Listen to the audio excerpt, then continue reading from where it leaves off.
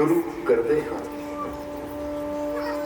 उस दो जहान दे पालनहार का नाम लैके जो सब ते बहुत ही रहमत और बख्शिशा करने वाला है। अज दे सत्संग की शुरुआत करिए उस तो पहला अज जिन्हां मैंबरां ने रल मिल के इस सत्संग का आयोजन किया है, जिन्हां की वजह नाल अज सानू सारिआं नूं इस सत्संग च बैठण का मौका मिलिया है। सब तो पहला असीं अपनी तरफों आई हुई सारी संगत की तरफों सारे मैंबरां नूं बहुत बहुत बधाई देवांगे, मुबारकबाद देवांगे सत्संग करवाउण लई। क्योंकि जो चंद जीव रल के सत्संग की तैयारी करते हैं, सत्संग का टाइम लेंदे हैं, तो देखो वो चंद जीवों की वजह नाल किन्नियां नूं मौका मिल जाता है। और फिर सत्संग एक ऐसी जगह है, एक ऐसा स्थान है कि जो भी प्रेम श्रद्धा के नाल सत्संग च बहिंदा है फिर उन्होंने हासिल की हुंदा है। उहदे बारे अपने एक कलाम के अंदर साईं बुल्ले शाह बड़ा प्यारा समझाते हैं। सो साईं बुल्ले शाह की समझाते हैं सत्संग के बारे, फकीरां की सोहबत बारे, ये बारे जिक्र करांगे। और उस तो पहला अज जिन्हां मैंबरां की वजह नाल सानू इस सत्संग च बैठण का मौका मिलिया है, आओ सब तो पहला असीं इन्हां सारियां वास्ते, इस नगर वास्ते, क्योंकि अज लोधी माजरे च पहुंचे हैं असीं, तो इस नगर वास्ते उस मालिक के चरणों च अरदास बेनती करिए कि मालिक इन्हां सारे मैंबरां नूं, इस नगर नूं खुशियां दे नाल, रहमतां दे नाल, बरकतां दे नाल भरपूर करन। आने वाला समा इन्हां सारियां वास्ते खुशियां, कामयाबी, सफलता भरिया होवे। दिन दुगनी रात चौगनी तरक्की मालिक इन्हां नूं देवे, इन्हां नूं तंदुरुस्ती देवे, रिज़्क च बरकतां देण, कामयाबी सफलता मालिक देण। और जिस तरह अज इन्हां ने खुशियां नाल सत्संग करवाए है, इसी तरह मालिक इन्हां सारियां नूं ताकत दिंदे रहण, हिम्मत दिंदे रहण, तंदुरुस्ती देण, इन्हां दे रिज़्क च बरकतां देण कि हर साल इसी तरह सत्संग करवाते रहन, तो सानू भी सारे इसी तरह सत्संग का आनंद लैण का मौका मिलता रहे। ये सारी संगत रल के इन्हां वास्ते अरदास करो। हो गई अरदास? हुण तुहानूं पुछ लईए, ठीक हो सारे? तुसीं खुश हो सारे? सुआओ फिर। हुण जिद्दां असीं दस्सिआ कि बुल्ले शाह ने अपने एक कलाम के अंदर फकीरां दी सोहबत बारे दस्सिआ है, क्योंकि फकीरां दी सोहबत जिन्होंने सत्संग कह दिंदे हैं, फकीरां दे कोल बैठना कह दिंदे हैं, कि फकीरां दी सोहबत विच आके इंसान नूं मिलदा की है, हासिल की हुंदा है। बुल्ले शाह की दसदे हैं? क्योंकि सब तो पहला तो तुहानूं पुछ लईए कि जद भी इंसान सत्संग दे विच चल के आंदा है, ਉਹਦੇ अंदर कुछ ना कुछ भावना होंदी है, वो कुछ ना कुछ हासिल करन आंदा है। इसी तरह तुसीं भी कुछ हासिल करने आए हो कि नहीं? क्योंकि किसी की सोच होंदी आनंद नूं हासिल करना, किसी की सोच होंदी है कामयाबी नूं हासिल करना, सफलता नूं हासिल करना। सो अगर तुसीं भी कुछ ऐसी सोच लैके आए हो और जे प्रेम विश्वास नाल आके तुसीं इस सत्संग च बैठे हो, तो फिर समझ लेना कि बुल्ले शाह ने बहुत बड़ा इशारा किया है कि फकीरां दी सोच की मिलता है। और जो बुल्ले शाह कह रहे हैं ना कि फकीरां दी सोच बैठ के आ चीज मिलती है, फिर ओदे सामने बाकी चीज़ां तो सारियां बड़ियां छोटियां हो जांदियां हैं। समझदे हो कि ये उसी तरह है जिस तरह कोई इंसान अगर छोटी जी चीज मंगता है, फर्ज करो कोई कहता जी मैनू 10,000 रुपया चाहिए है, हुण वो मंगता 10,000 है, पर कोई उन्होंने सोने की खान का पता दे दे कि लै भी उत्थे सोने की खान है, तो उन्हें कहना मंगिया तो मैं बड़ा थोड़ा जिहा सी पर मिल मैनू बहुत ज्यादा गया। इसी तरह इंसान भी फकीरां की सोहबत विच कई बार छोटी छोटिया ख्वाहिशां, छोटी छोटिया चीज़ां नूं लैण वास्ते आंदा है, पर उन्होंने ये नहीं पता कि अगर फकीरां दे वचनां नूं समझ लईए, संतां गुरुआं रहबरां दे इशारियां नूं समझ लईए, मंगण तो असीं छोटा जिहा आया सी पर मिल सानूं बहुत बड़ा जांदा है, जिहदा कोई अंत ही नहीं है। क्योंकि दुनिया के उपर किहड़ी शै है, जे तुहानूं पुछीए कि वो किहड़ी चीज़ है जिहदा कोई अंत नहीं है, तो तुहाडे अंदरों की आवाज़ आती है? किहड़ी चीज़ है जिहदा कोई अंत नहीं है? जवाब दो सानूं, सोच के देखो। हर चीज़ का एक अंत है या नहीं? तुम एक वृक्ष देखते हो कि पेड़ देखते हो, हुण कई पेड़ हजार साल पुराना है, कई 10-10 हजार साल पुराने वृक्ष है अमेरिका के अंदर, पर वो भी एक दिन वो भी दस दे कि इन्हां दी जड़ां भी हौली हौली कमजोर हो रही हैं। सो दसना की चाहते हैं कि चाहे चीज हो 10,000 साल पुरानी, चाहे हो 10 साल पुरानी, पर हर चीज एक दिन अंत होना है। पर कोई चीज इदां दी है जिहदा कोई अंत नहीं है। हुण की आवाज आती है तुहाडे अंदरों? आवाज दिओ जरा, किहड़ी चीज है जिहदा कोई अंत नहीं है? किहड़ी चीज आती है? एक तो तुसीं जवाब नहीं दिंदे, ਚਾਹ ਨੂੰ ਪੀ ਲਈ ਕਿ ਨਹੀਂ ਤੁਸੀਂ? ਕਿਉਂਕਿ ਇਹ ਸਤਸੰਗ ਸੀਰੀਅਸ ਹੋ ਕੇ ਨਾ ਬੈਠੋ।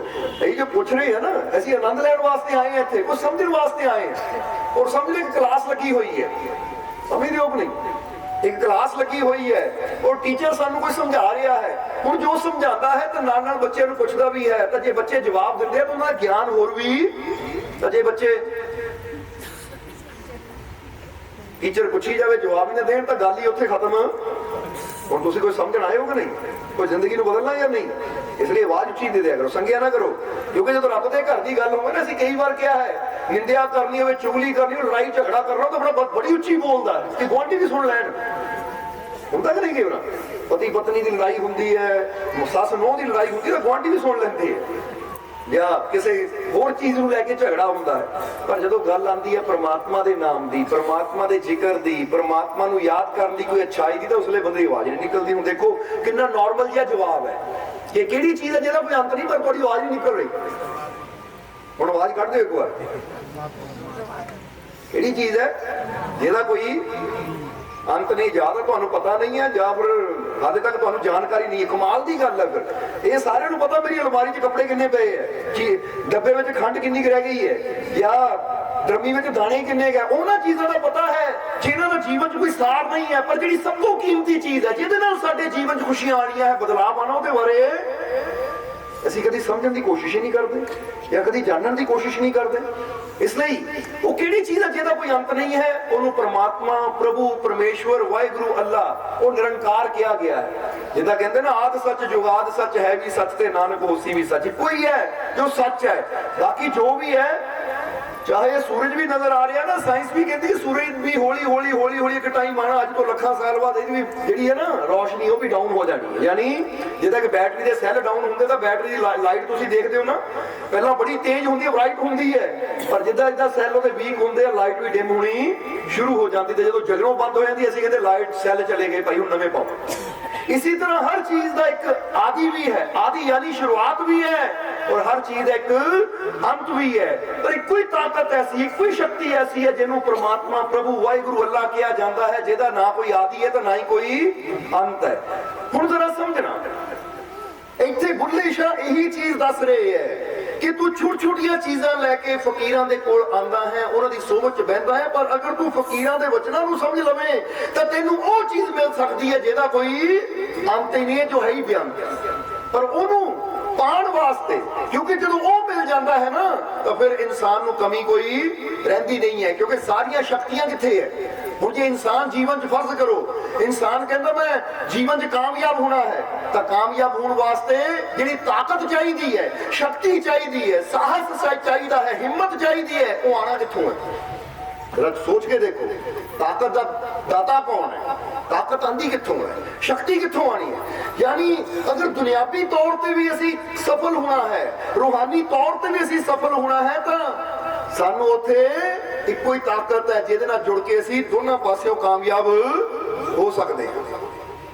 इसलिए अज इस सत्संग में कुछ ऐसे ही नुकते देखने हैं, असी समझने हैं थोड़े जे टाइम दे विच, ताकि असी उन नुकतियां नूं समझ के अपने जीवन चों शक्ति नूं प्राप्त कर सकीए कि जीवन च किसी मंजिल नूं पाना साडे वास्ते मुश्किल ना होवे, क्योंकि हर मंजिल नूं पाया जा सकता है।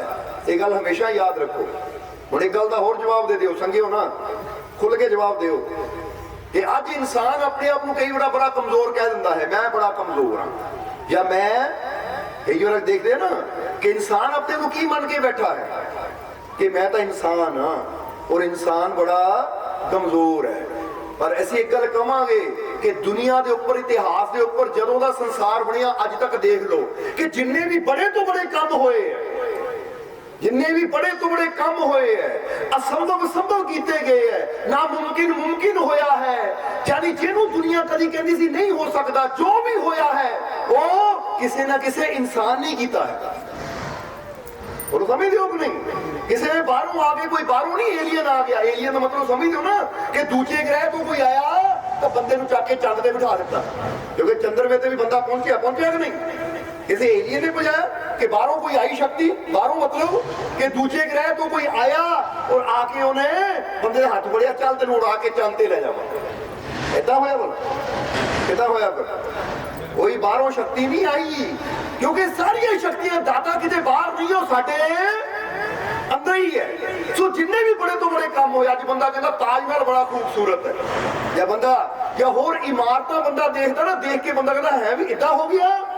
वो हर चीज नूं बनाउण वाला इंसान ही है। क्योंकि असीं कई बार दसदे हां कि जदों एरोप्लेन नहीं हुंदे सी तां पहली बार राइट ब्रदर, दो भरावां ने जिहड़ा नूं राइट ब्रदर कहा गया, कि उन्होंने जदों ये गल कही कि असीं इदां दा लोहा तैयार करना, मशीन तैयार करनी जिहड़ी बंदे नूं लैके हवा चुड़ेगी, तां लोग कहंदे कदी हो ही नहीं सकदा कि लोहा हवा चुड़े, कदी हो सकदा लोहा हवा च उदों। पर अज तुसीं देखदे हो प्लेन जांदा तां बंदे नूं कोई आश्चर्य हुंदा ही नहीं है, कोई बंदे नूं हैरानी हुंदी नहीं, कोई बंदा रोज देखदा है। पर उस वेले हैरानी दी गल सी। सो जिहड़े काम नामुमकिन सी वो किहने मुमकिन कीते? इंसान ने। क्यों कीते? क्योंकि जिन्हां ने ये जान लिया, पहचान लिया कि साडे अंदरों शक्ति है कि असीं नामुमकिन नूं मुमकिन कर सकदे हां, फिर उन्हां वास्ते वो शक्ति जागदी भी है। तां जिहड़े सोच ही लैण इंसान तां हुंदा ही कमजोर है, इंसान तो कुछ कर ही नहीं सकता, या इंसान अंदर तो कोई शक्ति है ही नहीं। फिर कहांगे कि अपने अंदरली शक्ति ते विश्वास करना शुरू करो कि मेरे अंदर एक शक्ति बैठी है जिसने मैनू पैदा किया है। अपने अंदरली वो शक्ति ते जो असीं विश्वास करना शुरू कर देंदे हां तो फिर इंसान असंभव नूं संभव करने वास्ते, नामुमकिन नूं मुमकिन करने वास्ते तैयार हो जाता है। तो जे अपने आप को कमजोर ही समझी गए, हुण एक बच्चा या एक नौजवान समझी जाए वो मैं कमजोर मैं 50 किलो का वजन नहीं चक सकता, वो कमजोर समझ के बैठा, कोशिश ही नहीं करेगा चकन की। तो जे वो कहे कि नहीं मैं कोशिश करूंगा, जावे वजन दे कोल उठाण की कोशिश करे, वो नहीं उठिया तो हार ना मने, कोई नहीं, एक टाइम आएगा मैं प्रैक्टिस करूंगा, मेहनत करूंगा, अपने आप को इतना मजबूत बनाऊंगा कि 50 किलो वजन दो हथा ना नहीं हिलदा, एक दिन मैं एक हथ ना चक के दिखाऊंगा। पूरी हो सकता कि नहीं? ये जवाब दो सानू। वो नौजवान कर सकता कि नहीं? इधर जिम च जाके देख सकते हो तुसीं, हेल्थ क्लब बने होंगे है, उत्थे इदां दे नौजवान भी है जिहड़े एक डब्बल चकदे 30-30 40-40 किलो का एक एक हथ नाल।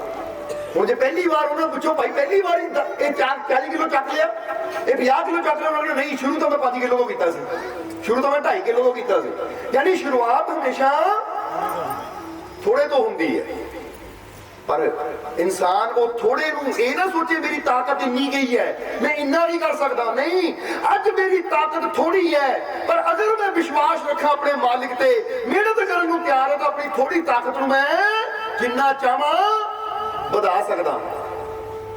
समझदे हो कि नहीं? पर इहदे वास्ते करना किहनूं पैना है? किसने बाहरों आके नहीं ताकत भर देनी। कोई एलियन आएगा जिदा दसिया बाहरले ग्रह तो आएगा तो लै भी तेन ताकत, ये ताकत साडे अंदर ही सुती पई है, शक्ति साडे अंदर ही है, पर इंसान है कि मेहनत करने को तैयार नहीं है। एक बच्चा जिन्ना चाहे पढ़ सकता है, जिन्नी बड़ी चाहे डिग्री लै सकता है, पर जिन्नी बड़ी डिग्री लैनी मेहनत करने वास्ते तैयार भी। हुण अज किसी बच्चे को ना वो IPS कर लै, IAS कर ला, IAS यानी जो सीधा DC डिप्टी कमिश्नर लगता है, IPS जो सीधा SSP। हुण कई बच्चे बड़ी औखी है, बड़ी टफ है, ये पढ़ाई बड़ी औखी है। हुण एदा मतलब की है? पढ़ाई औखी है, अगर पढ़ाई औखी होवे या टफ होवे फिर तो कोई बन ही ना पावे। पर किन्ने बच्चे है जो एक करते हैं, टेस्ट पास करते हैं, बैठते हैं उस कुर्सी ते, ਇਹਦਾ मतलब की है? वो जे औखी होवे तो फिर तो कोई कर ही ना पावे, ਇਹਦਾ मतलब औखी नहीं है पर तू उन्नी मेहनत करने वास्ते खुद को तैयार ही नहीं किया। और जिदा कोई बैट्समैन कहे अब ग्राउंड में छक्का मारना बड़ा औखा है, तो कई जान छक्के मार के चले जान, तो दूजा कहे भाई औखा ही है। तो भाई अगर एक बैट्समैन आके छक्का मार सकता है तो तू क्यों नहीं मार सकता? इसका मतलब उन्हें मेहनत की है पर तू हाले उन्नी प्रैक्टिस कह लो की नहीं है। कमी कहती है ग्राउंड की है या बंदे की अपनी है? हुण सामने एक निशाना है, फर्ज करो इत्थे एक निशाना ला दिता जाए और तुहाडे हत्थ कोई बंदूक या कोई तीर फड़ा दिता जाए कि गब्बे निशाना लाना है, बोलो समझदी हो कि नहीं? हुण तुसीं खड़ के निशाना मारो तो कहो निशाना बड़ा औखा है, ये नहीं हो सकता, बाकी निशाना औखा है। उत्थे तुहानू ये नहीं कहना चाहिए कि निशाना औखा है, ये हो नहीं सकता, बल्कि तुहानू कहना चाहिए है निशाना तो सौखा ही है, हाले मैनू प्रैक्टिस करने की लोड़ है। औखा कुछ नहीं है, औखे तो ਔਖਾ ਕੰਮ ਵੀ ਔਖਾ ਨਹੀਂ ਹੈ, ਬਸ ਸਾਨੂੰ ਮਿਹਨਤ ਕਰਨ ਦੀ ਲੋੜ ਹੈ, ਕਿਉਂਕਿ ਪ੍ਰੈਕਟਿਸ ਕਰੂੰਗਾ। ਹੁਣ ਕਈ ਅਸੀਂ ਸਰਕਸ ਵਿੱਚ ਵੀ ਦੇਖੇ ਹੈ, ਤੁਸੀਂ ਵੀ ਸ਼ਾਇਦ ਦੇਖੇ ਹੋਣਗੇ, ਅੱਖਾਂ ਤੇ ਪੱਟੀ ਬੰਨ ਲੈਂਦੇ ਆ, ਉਹ ਸਾਹਮਣੇ ਬੋਰਡ ਹੁੰਦਾ ਹੈ, ਉੱਥੇ ਕੋਈ ਲੜਕੀ ਜਾਂ ਲੜਕਾ ਖੜਾ ਹੋ ਜਾਂਦਾ ਹੈ, ਉਹਦੇ ਆਲੇ ਦੁਆਲੇ ਗੁਬਾਰੇ ਲਾ ਦਿੰਦੇ ਆ, ਬੈਲੂਨਸ। ਦੇਖਿਆ ਕਿਸ ਨੇ ਕਦੀ ਤਮਾਸ਼ਾ ਹੈ? ਨਹੀਂ ਤਾਂ YouTube ਤੇ ਦੇਖ ਸਕਦੇ ਹੋ, ਇਹ ਤਾਂ ਰੀਅਲ 'ਚ ਤੁਹਾਨੂੰ ਦੇਖਣ ਦਾ ਮੌਕਾ ਮਿਲੇ। ਤੇ ਸਾਹਮਣੇ ਖੜੇ ਹੈ, ਆਲੇ ਦੁਆਲੇ ਬਲੂਨਸ ਲੱਗੇ ਹੈ, ਜਾਂ ਕਈ ਵਾਰ ਸਿਰ ਤੇ ਸੇਬ ਰੱਖ ਦਿੰਦੇ ਹੈ, ਤਾਂ ਫਿਰ ਉਹ ਛੁਰੀ ਮਾਰਦਾ ਹੈ ਲੜਕਾ, ਉਹ ਵੀ 20-25 ਫੁੱਟ ਦੂਰੀ ਤੋਂ। ਸਮਝਦੇ ਹੋ ਕਿ ਜਿੰਨਾ ਇੱਥੋਂ ਪੜਦਾ ਹੈ, ਇਹ ਤੋਂ ਵੀ ਜ਼ਿਆਦਾ ਦੂਰੀ ਹੁੰਦੀ ਤੋਂ ਮਾਰਦਾ, ਔਰ ਲੜਕੀ ਬੇਫਿਕਰ ਹੋ ਕੇ ਖੜੀ ਰਹਿੰਦੀ ਹੈ। ਤਾਂ ਹੁਣ ਜਰਾ ਗੌਰ ਕਰਨ ਵਾਲੀ ਗੱਲ ਹੈ। ਹੁਣ ਜੇ ਤੁਹਾਨੂੰ ਕਿਹਾ ਜਾਵੇ ਉਹਦਾ ਨਿਸ਼ਾਨਾ ਬੜਾ ਔਖਾ, ਨਿਸ਼ਾਨਾ ਬੜਾ ਔਖਾ ਨਹੀਂ ਹੈ। ਕਲਾਕਾਰ ਨੂੰ ਲਿਆਓ, ਅੱਖਾਂ ਦੇ ਪੱਟੀ ਬੰਨ ਕੇ ਲਾ ਦੇਗਾ, ਉਹ ਅੱਖਾਂ ਦੇ ਪੱਟੀ ਬੰਨ ਕੇ ਨਿਸ਼ਾਨਾ ਭੇਜ ਦੇਗਾ। ਕਿਉਂ? ਕਿਉਂਕਿ ਨਾ ਪ੍ਰੈਕਟਿਸ। ਸੋ ਜਦੋਂ ਅਸੀਂ ਕਹਿ ਦਿੰਦੇ ਨਾ ਆਪਣੇ ਮਾਈਂਡ ਨੂੰ ਆਹ ਕੰਮ ਔਖਾ ਹੈ, ਤੇ ਅਸੀਂ ਉਹ ਕੰਮ ਨੂੰ ਔਖਾ ਬਣਾ ਦਿੰਦੇ ਆ, ਤਾਂ ਆਪ ਕੀ ਕਰਦੇ? ਬਹਾਨਾ ਬਣਾ ਦਿੰਦੇ, ਔਖਾ ਹੈ ਤਾਂ ਹੀ ਨਹੀਂ ਮੇਰੇ ਤੋਂ ਹੋ ਰਿਹਾ। ਔਰ ਇਦਾਂ ਦੇ ਬਹਾਨੇਬਾਜ਼ ਜਿਹੜੇ ਡਰਾਮੇਬਾਜ਼ ਹੁੰਦੇ, ਜੀਵਨ 'ਚ ਕਾਮਯਾਬ ਕਦੀ, ਕਿਉਂਕਿ ਅਸੀਂ ਇਹਨਾਂ ਨੂੰ ਬਹਾਨੇਬਾਜ਼ ਡਰਾਮੇਬਾਜ਼ ਕਹਿੰਦੇ ਕਿ ਕਰ ਸਕਦੇ ਆ, ਪਰ ਡਰਾਮਾ ਕਦੇ ਨਾ ਕਰਨ ਦਾ। ਜੇ ਤਾਂ ਕੋਈ ਜਾਗਣਾ ਤਾਂ ਜਾਗ ਤਾਂ ਸਕਦਾ ਹੈ, ਅੱਖ ਤਾਂ ਖੁੱਲ ਗਈ ਹੈ, ਪਰ ਫਿਰ ਵੀ ਡਰਾਮਾ ਕਰੇ ਮੈਂ ਸੁੱਤਾ ਪਿਆ, ਮੈਂ ਨਹੀਂ ਉੱਠਣਾ, ਕਿਉਂਕਿ ਨੀਂਦ ਬੜੀ ਗਹਿਰੀ ਹੈ। ਜਰਾ ਹੁਣ ਸਮਝਣਾ ਸਾਰਿਆਂ ਨੇ, ਇਹੀ ਗੱਲ ਹੈ ਕਿ ਹਰ ਚੀਜ਼ ਨੂੰ ਹਾਸਲ ਕੀਤਾ ਜਾ ਸਕਦਾ ਹੈ, ਹਰ ਚੀਜ਼ ਨੂੰ ਪਾਇਆ ਜਾ ਸਕਦਾ ਹੈ, ਪਰ ਉਹਦੇ ਵਾਸਤੇ ਸਾਨੂੰ ਆਪਣੇ ਆਪ ਤੇ ਇੱਕ ਵਿਸ਼ਵਾਸ ਹੋਣਾ ਚਾਹੀਦਾ ਕਿ ਕੋਈ ਚੀਜ਼ ਮੁਸ਼ਕਿਲ ਨਹੀਂ ਹੈ, ਹਰ ਚੀਜ਼ ਆਸਾਨ ਹੈ। ਬਸ ਮੈਨੂੰ ਆਪਣੀ ਮਿਹਨਤ ਨੂੰ ਵਧਾਉਣ ਦੀ ਲੋੜ ਹੈ, ਮੈਨੂੰ ਆਪਣੀ ਪ੍ਰੈਕਟਿਸ ਨੂੰ ਵਧਾਉਣ ਦੀ ਲੋੜ ਹੈ, ਮੈਨੂੰ ਕੋਸ਼ਿਸ਼ ਨੂੰ ਵਧਾਉਣ ਦੀ ਲੋੜ ਹੈ, ਮੈਨੂੰ ਵਿਸ਼ਵਾਸ ਕਰਨ ਦੀ ਲੋੜ ਹੈ। ਇਸੇ ਤਰ੍ਹਾਂ ਕਈ ਵਾਰ ਦੇਖਿਆ ਕਿ ਇਨਸਾਨ ਦੇ ਜੀਵਨ 'ਚ ਕਈ ਦੁੱਖ ਹੁੰਦੇ, ਕਈ ਬਿਮਾਰੀਆਂ ਹੁੰਦੀਆਂ, ਕਿਉਂਕਿ ਬਿਮਾਰੀਆਂ ਦੀ ਗੱਲ ਤਾਂ ਸਾਨੂੰ ਕਰਨੀ ਪੈਂਦੀ ਕਿ ਸਾਡੇ ਕੋਲ ਬਹੁਤ ਜੀਵ ਆਉਂਦੇ ਆ, ਮੈਨੂੰ ਆਹ ਬਿਮਾਰੀ, ਮੈਨੂੰ ਆਹ ਪ੍ਰੋਬਲਮ, ਮੈਨੂੰ ਆਹ ਪ੍ਰੋਬਲਮ, ਔਰ ਅਸੀਂ ਫਿਰ ਕਵਾਂਗੇ ਕਿ ਕਈ ਜੀਵ ਇੱਦਾਂ ਡਰ ਕੇ ਬੈਠ ਜਾਂਦੇ ਆ ਕਿ ਉਹ ਮੰਨ ਹੀ ਲੈਂਦੇ ਆ ਕਿ ਮੇਰੀ ਬਿਮਾਰੀ ਠੀਕ ਨਹੀਂ ਹੋ ਸਕਦੀ, ਮੇਰੀ ਪ੍ਰੋਬਲਮ ਠੀਕ ਨਹੀਂ ਹੋ ਸਕਦੀ। ਜਿਹੜਾ ਮੰਨ ਕੇ ਹੀ ਬਹਿ ਗਿਆ ਕਿ ਮੇਰੀ ਪ੍ਰੋਬਲਮ ਠੀਕ ਨਹੀਂ ਹੋ ਸਕਦੀ, ਉਹਨੂੰ ਕੋਈ ਠੀਕ ਕਰ ਹੀ ਨਹੀਂ ਸਕਦਾ। ਤਾਂ ਜਿਹੜਾ ਇਹ ਮੰਨ ਲਵੇ ਕਿ ਮੈਨੂੰ ਆਪਣੇ ਮਾਲਿਕ ਦੀ ਰਹਿਮਤ ਤੇ ਯਕੀਨ ਹੈ, ਹਾਂ, ਕਿਉਂਕਿ ਅੰਧੇਰਾ ਆਪਣੇ ਆਪ ਦੂਰ ਨਹੀਂ ਹੁੰਦਾ, ਉਹਦੇ ਵਾਸਤੇ ਰੋਸ਼ਨੀ ਦੀ ਲੋੜ ਹੁੰਦੀ ਹੈ। ਇਸੇ ਤਰ੍ਹਾਂ ਬਿਮਾਰੀ ਵੀ ਆਪਣੇ ਆਪ ਦੂਰ ਨਹੀਂ ਹੁੰਦੀ, ਉਹਦੇ ਵਾਸਤੇ ਉਹਦੀ ਰਹਿਮਤ ਦੀ ਜ਼ਰੂਰਤ ਹੁੰਦੀ ਹੈ। ਜਦੋਂ ਰਹਿਮਤ ਤੁਹਾਨੂੰ ਮਿਲ ਜਾਵੇ ਨਾ, ਹੁਣ ਕਈ ਜੀ ਦਰਬਾਰ ਤੇ ਅੰਦਰ ਰਹਿਮਤ ਲੈਂਦੇ ਆ, ਹੁਣ ਅਸੀਂ ਕਹਾਂਗੇ ਜਦੋਂ ਰਹਿਮਤ ਮਿਲ ਗਈ ਨਾ, ਤਾਂ ਫਿਰ ਹੁਣ ਇਹ ਸੋਚੋ ਇਹ ਮੇਰੇ ਸਰੀਰ 'ਚ ਜਿਹੜੀ ਬਿਮਾਰੀ ਹੈ ਇਹ ਬਹੁਤ ਛੋਟੀ ਹੈ, ਪਰ ਜਿਹੜੀ ਮੇਰੇ ਮਾਲਿਕ ਦੀ ਰਹਿਮਤ ਮੇਰੇ ਹੱਥ 'ਚ ਹੈ ਬਹੁਤ ਬੜੀ ਹੈ। ਸਮਝਦੇ ਹੋ ਕਿ ਨਹੀਂ? ਹੁਣ ਬੜੇ ਤੋਂ ਬੜਾ ਅੰਧੇਰਾ ਵੀ ਹੈ। ਹੁਣ ਜਰਾ ਗੌਰ ਕਰੋ, ਤੁਸੀਂ ਇੱਕ ਕਮਰਾ ਲੈ ਲਓ, 50 ਫੁੱਟ ਦਾ ਕਮਰਾ ਹੋਵੇ, 50 ਫੁੱਟ ਦਾ ਕਹਿ ਰਹੇ, ਉਦਾਹਰਨ ਦੇ ਰਹੇ, 50 ਬਾਈ 50 ਫੁੱਟ ਦਾ ਕਮਰਾ ਹੈ, ਏਡਾ ਵੱਡਾ ਕਮਰਾ, ਉਹਦੇ 'ਚ ਹਨੇਰਾ ਹੈ ਰਾਤ ਨੂੰ, ਉਹਦੇ 'ਚ ਇੱਕ ਛੋਟੀ ਜਿਹੀ ਮੋਮਬੱਤੀ ਲਾ ਦਿਓ, ਛੋਟੀ ਜਿਹੀ ਮੋਮਬੱਤੀ ਜਾਂ ਛੋਟਾ ਜਿਹਾ ਦੀਵਾ ਲਾ ਦਿਓ, ਤਾਂ ਕੀ ਹੋਏਗਾ? ਫਿਰ ਜਵਾਬ ਦਿਓ। ਉਹ ਸਾਰੇ 50 ਫੁੱਟ ਦੇ ਕਮਰੇ ਦਾ ਹਨੇਰਾ ਛੋਟੇ ਜਿਹੇ ਦੀਵੇ ਨਾਲ ਹੀ, ਹਾਲਾਂਕਿ ਦੀਵਾ ਬੜਾ ਛੋਟਾ ਹੈ, ਇੰਨਾ ਕੁ ਤਾਂ ਕਮਰਾ ਐਡਾ ਬੜਾ ਹੈ। ਹੁਣ ਉੱਥੇ ਕਿੱਦਾਂ, ਉੱਥੇ ਸਮਝਣ ਵਾਲੀ ਲੋੜ ਕੀ ਹੈ ਕਿ ਐਡਾ ਵੱਡਾ ਅੰਧੇਰਾ ਵੀ ਇੱਕ ਛੋਟੇ ਜਿਹੇ ਦੀਵੇ ਦਾ ਮੁਕਾਬਲਾ ਕਰ ਸਕਦਾ ਹੈ?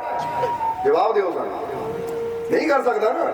ਪਰ ਇਸੇ ਤਰ੍ਹਾਂ ਉੱਥੇ ਪਤਾ ਹੈ ਕਮਰਾ ਬੜਾ ਹੈ, ਅੰਧੇਰਾ ਜ਼ਿਆਦਾ ਹੈ, ਪਰ ਐਡਾ ਵੱਡਾ ਅੰਧੇਰਾ ਇੱਕ ਦੀਪਕ ਦਾ ਮੁਕਾਬਲਾ ਨਹੀਂ ਕਰ ਸਕਦਾ, ਕਿਉਂਕਿ ਦੀਪਕ ਜਿੰਨਾ ਮਰਜ਼ੀ ਛੋਟਾ ਹੋਵੇ ਪਰ ਹਮੇਸ਼ਾ ਅੰਧੇਰੇ ਨੂੰ ਦੂਰਾਉਣ ਦਾ, ਅੰਧੇਰੇ ਨੂੰ ਮਿਟਾਉਣ ਦਾ ਦਮ ਉਹਦੇ ਅੰਦਰ ਹੁੰਦਾ ਹੈ। ਪਰ ਉਹਦੇ ਦੀਪਕ ਅੰਦਰ ਪ੍ਰਕਾਸ਼ ਹੋਣਾ ਚਾਹੀਦਾ, ਉੱਤੇ ਇਕੱਲਾ ਖਾਲੀ ਲਿਆ ਕੇ ਨਾ ਰੱਖ ਦਿੰਦਾ। ਇਸੇ ਤਰ੍ਹਾਂ ਤੁਹਾਡੇ ਜੀਵਨ 'ਚ ਦੁੱਖ ਚਾਹੇ 10 ਸਾਲ ਪੁਰਾਣਾ ਹੈ, ਚਾਹੇ 20 ਸਾਲ ਪੁਰਾਣਾ ਹੈ, ਹੁਣ ਇਹ ਨਾ ਦੇਖੋ ਮੇਰਾ ਦੁੱਖ ਬਹੁਤ ਬੜਾ ਹੈ, ਕਿਉਂਕਿ ਅੰਧੇਰਾ ਵੀ ਚਾਹੇ 20 ਸਾਲ ਪੁਰਾਣਾ ਹੋਵੇ। ਹੁਣ ਬੰਦਾ ਕਹੇ ਕਮਰੇ 'ਚ 20 ਸਾਲ ਤੋਂ ਕਦੀ ਕੋਈ ਗਿਆ ਹੀ ਨਹੀਂ, ਤਾਲਾ ਹੀ ਲੱਗਾ ਸੀ, ਔਰ ਅੱਜ ਅਸੀਂ ਤਾਲਾ ਖੋਲ ਕੇ ਦੀਪਕ ਜਗਾਇਆ ਹੈ, ਤਾਂ ਉੱਥੇ ਅੰਧੇਰੇ ਨੇ ਇਹ ਨਹੀਂ ਕਹਿਣਾ ਕਿ 20 ਸਾਲ ਤੋਂ ਮੈਂ ਅੰਦਰ ਹੀ ਸੀ, ਇੱਕ ਸੈਕਿੰਡ 'ਚ ਕਿੱਦਾਂ ਜਾਵਾਂ। ਤੁਸੀਂ ਬਸ ਦੀਪਕ ਜਗਾਓ, ਉਹ 20 ਸਾਲ ਦਾ ਅੰਧੇਰਾ ਵੀ ਇੱਕ ਸੈਕਿੰਡ 'ਚ ਜਾਏਗਾ, ਕਿਉਂਕਿ ਉੱਥੇ ਟਾਈਮ ਮਾਈਨ ਹੈ। ਹੁਣ ਇੱਥੇ ਬੰਦਾ ਵੀ ਕੀ ਕਰਾਂ, ਮੇਰੀ ਬਿਮਾਰੀ ਤਾਂ 10 ਸਾਲ ਪੁਰਾਣੀ ਹੈ, ਇੰਨੀ ਪੁਰਾਣੀ ਬਿਮਾਰੀ ਠੀਕ ਹੋ ਜਾਏਗੀ? ਉਹ ਭਾਈ ਬਿਮਾਰੀ ਯਾਨੀ ਅੰਧੇਰਾ, ਔਰ ਮਾਲਿਕ ਦੀ ਰਹਿਮਤ ਯਾਨੀ ਉਹ चिराग, ओ प्रकाश, ओ रोशनी, और अंधेरा चाहे 10 साल पुराना हो, 20 साल पुराना हो, बस रहमत हाथ आने की देर है। जब रहमत तेनू मिल गई तो यकीन रख कि मेरे हाथ च ओ प्रकाश है जिन्हें मेरे अंदरले सारे दुखों के अधिकार मिटा के रख देने, परवाह कोई नहीं। मैं यकीन होना चाहिए इंसान के अंदर। पर जो बंदा यकीन ही ना करे, जिदा कई बार जीसस क्राइस्ट की गल दसी दी है, यीशु मसीह की गल, एक बार एक अन्ना इंसान उन्होंने कोल आ गया तो आके उन्हें बेनती की कि महाराज मैनू अखा की रोशनी दिओ कि मैं सुनिया तुसी परमेश्वर के पुत्र हो, यानी क्योंकि असी सारे ईश्वर के बच्चे हैं। कहते हैं एक पिता एक इसके हम बारक। गुरबाणी च भी ये लाइन आती कि कोई साडा पिता है सानू जीवन देने वाला, जन्म देने वाला, समझदे हो कि नहीं, ओहदे बच्चे हैं असीं। इसलिए इत्थे यही गल नहीं कि जीसस ही अपने आप को कहते सी, सानू भी कहते सी कि तुसी सारे ईश्वर की संतान हो। और जे ईश्वर साडे नाल है तो फिर किसी चीज तो डरन की सानू, क्योंकि जिहदे नाल बादशाह होवे उहनूं किसी होर चीज का डर की, क्योंकि पूरी सियासत तो उहदी है, रियासत तो उहदी है पूरी। समझ आ रही कि नहीं? इसलिए वो कहते सी कि मैं ईश्वर का बच्चा हाँ और तुसी भी ईश्वर के बच्चे हो, पर मैं जान लिया है कि मेरा पिता कौन है, तो हाले तक तुसी जानिया नहीं है। ये इदां ही है जिद्दां एक बाप दे दो भरा बच्चे होण, यानी दो भरा, एक बाप दे दो बेटे, वो दो भरा है, हुण एक दी यादाश्त चली जावे, यादाश्त का मतलब समझ लो, याद भुल गया, और दूजे की यादाश्त है, हुण दोनों नूं अगर बाप के सामने खड़ा किया जाए तो एक नूं पता है मेरा बाप है, दूजा कहता है कौन है, मैं तो पता नहीं इसके बारे, हालांकि है वो भी ओदा पिता ही, पर यादाश्त जान करके, वो समझ ना होने करके, ज्ञान ना होने करके, वो कहता है कौन अजनबी है, मैनू मैं नहीं पछाणदा इहनूं। पर जिद्दां ही ओदी यादाश्त वापस आती है, कोई सट दिमाग ते लगदी है, यादाश्त वापस आती, फिर पता लगता कि मैं तो इहदा बच्चा है, मेरा पिता है। बस इसी तरह अज इंसान के दिमाग से भी इदां दी कोई बुराई की सट लगी हुई है कि बंदा भी भुल गया कि मेरा पिता कौन। समझते हो कि नहीं? असीं भुल के बैठे हैं, असीं अपनी गल नहीं कर रहे, तुहाडी गल कर रहे हैं, क्योंकि सब तो जिद्दां जीसस ने कहा असीं तो जान लिया, मैं जान लिया इसलिए मैं कह रहा, पर तुसीं हाले वो कहते जानिया नहीं है, हो तुसीं भी उहदी औलाद। इत्थे यही गल है, उत्थे तो असीं दो भरावां दी गल कीती, इत्थे कह लईए कि जे अज दुनिया के 7 अरब लोग है ना, तो असीं कहांगे 7 अरब भरावां दी गल है कि जिन्हां चों चंद ऐसे है जिन्हां ने जान लिया कि साडा पिता कौन है, तो बाकियां दी यादाश्त हाले गुआची हुई है, उन्हां नूं ज्ञान ही है नहीं, वो समझदे नहीं कि साडा पिता कौन है, तां ही ते एक दूजे नाल लड़ी जाते हैं, जाता धर्मां नूं लैके, भेदभाव लैके, ऊंच नीच नूं लैके, तेरी कौम हो, तेरी जात हो, तेरा धर्म हो, तेरा मजहब हो, वो आपस विच लड़ी जाते हैं। और जदों अकल टिकाणे आ गई ना, वो यादाश्त वापस आई, फिर तुसीं हसना कि कोई पिता दे बच्चे सी एवं लड़ी जाते सी, एवं झगड़ी जाते सी। इसलिए सानू दिन रात सत्संग दे विच ना शब्दां दी सट मारनी पैंदी है ताकि तुहाडी यादाश्त वापस आ जाए। हुण तुहाडी आई कि नहीं सानू नहीं पता, पर कोशिश है कि जारी रखनी है कि तुहानू याद आ जाए तुसीं हो कौन। ताही तो असीं कई बार दसी ना, मन तू जोत स्वरूप है अपना मूल, कि तुसीं जोत दे यानी परमात्मा नू जोत किया गया है, ओहदे प्रकाश हो, तुसीं ओहदे प्रकाश तो बने हो। वो कहते अपनी हकीकत नू पहचानो, की बन के बैठे हो तुसीं, बस अपना यही देखी जाओ कि मेरे सिर ते पगड़ी है तो मैं सिख हाँ, मेरे सिर ते टोपी है तो मैं मुसलमान हाँ, मेरे मथे तिलक है तो मैं पंडित हो गया यानी हिंदू हो गया, ये गल च क्रॉस है तो मैं ईसाई हो गया। भुल गए ये शरीर के पहरावे नूं देख के किहड़े झगड़ियां च पै गए हो। अंदर देखो जोत किहड़ी जगमगा रही है, ये प्रकाश किहड़ा अंदर तुहाडे काम कर रहा है। जदों वो याद आ गया तो बाहरले भेष, बाहरले झगड़े, बाहरले फर्क, ये जेडे तेरे मेरे दे भेद है सारी खत्म हो जाएंगे। फिर तो बंदे कहते तू भी भरा मैं भी भरा, और भरावां झगड़ा ही काहदा भाई। फिर उत्थे भेष यानी वस्त्रां नूं लैके कोई भेदभाव नहीं होएगा कि तेरे कपड़े इदां दे मेरे कपड़े इदां दे, क्योंकि फर्क तो यही हुंदा है। जवाब दिओ सानू सारे, नहीं एक सवाल का जवाब दिओ। हुण फर्ज करो एक बंदा अपने आप को कहता मैं हिंदू हाँ, बोलो समझते हो कि हिंदू है, हुण वो जाता है एक लैबोरेटरी के अंदर, लैबोरेटरी समझते हो तुसीं जिथे ब्लड टेस्ट होता है, वो कहे मैं हिंदू हाँ मेरा ब्लड टेस्ट करो, केड़ा ब्लड है, हुण वो कहे फर्ज करो लैबोरेटरी वाला रिपोर्ट दिंदा है भाई तेरी शुगर 120 है, ब्लड ग्रुप तेरा बी पॉजिटिव है, समझते हो कि ब्लड ग्रुप तेरा बी पॉजिटिव है, शुगर तेरी 120 है, और बाकी जो भी ਉਹਦੇ ਅੰਦਰ सारा दसे इन्ना इन्ना। हुण फर्ज करो सवेरे जदों उन्हें कहा मैं हिंदू हाँ, मेरी स्किन का रंग की है, उन्हें कहता तेरी स्किन का रंग गोरा है, तेरी हाइट कितनी है, तेरी हाइट 5 फुट 10 इंच है, वजन कितना है, वजन 75 किलो, दस रहे हैं उदाहरण दे रहे समझाने की खातर। हुण सारा कुछ लैबोरेटरी वाले ने दसता उन्होंने, हुण वो सवेरे हिंदू है पर शाम को कलमा पढ़ के मुसलमान हो जाए, तो फिर जावे लैबोरेटरी वाले को अब भाई जरा चेक करी दोबारा मेरा ब्लड ग्रुप केड़ा है, मेरी वेट, मेरा हाइट कितनी है, मेरा वेट कितना है, मेरी स्किन का रंग की है। वो बड़ा पागला सवेरे तक करा गया उनकी, वो नहीं सवेरे में हिंदू से मुसलमान बन गए। मैं देखना चाहता कुछ चेंज होया कि नहीं, कुछ बदलिया मेरे च, मेरा ब्लड ग्रुप बदल गया, मेरी हाइट बदल गई, मेरी स्किन का रंग बदल गया, बदलिया मेरे अंदर कुछ, मेरी शुगर घटी बदी कुछ, सिर्फ नाम चेंज करना। सवेरे में शर्मा सी, हूं मैं खान हो गया। बोलो समझ हो कि नहीं? इसलिए तो वो रिपोर्टरी वाला हैरान होएगा, भाई ये नाम बदलने नाल तेरी स्किन का रंग कितना बदलेगा, तेरा ब्लड ग्रुप कितना बदलेगा। तो फिर उथे असी इको ही गल कह सकते हैं कि इसका मतलब की है कि सवेरे हिंदू सी, शाम को तू कलमा पढ़ के मुसलमान हो गया, तो बदलिया की? ना तेरा खून बदलिया, ना तेरी चमड़ी बदली, ना तेरा वजन बदलिया, ना तेरी हाइट बदली, बदलिया की? बस तेरी सोच ही बदली कि मैं हिंदू सी हूं मुसलमान हो गया। बोलो समझ दो अपनी। इसलिए तो एक ना अजकल तुहानू पता ड्राई फ्रूट रखे जाते हैं, किते भी असीं चले जाइए तो ड्राई फ्रूट प्लेट च पा के रखे जाते हैं। एक जगह ना असीं गए तो कुछ खजूरा रखिया हुई सी, तो नारियल की गिरी कट के रखी हुई थी। बोलो समझ दो अपनी, नारियल की गिरी समझते हो ना, नारियल तो गिरी निकलती है जिन्हें टूटी टाइप भी कह दें। और नारियल की गिरी रखी सी, खजूरा रखिया सी, कुछ बादाम रखे सी, कुछ अखरोट रखे सी, प्लेट दे विच पा के ही देखिया। एक शुक्र है इन्होंने किते अकल नहीं लड़ी जाना सी। बोलो समझ हो कि नहीं? पता क्यों लड़ना सी? हम दस दईए, उन्होंने सोचना ही मेवे भी, मेवे कह देंगे ना चीज़ां इकट्ठियां हो जाए, कितने मेवे पे ड्राई फ्रूट पे, इन्हों पंजाबी च मेवे कह देंगे। समझ हो कि नहीं? सुके मेवे जिदा कहते कहते हैं, हम आप मेवे कहते हैं, ड्राई फ्रूट कह देंगे। चलो कि ड्राई फ्रूट भी ये देखकर हैरान हो गए, ड्राई फ्रूट भी ये देखकर हैरान हो गए कि नारियल कब से हिंदू और खजूर मुसलमान हो गए।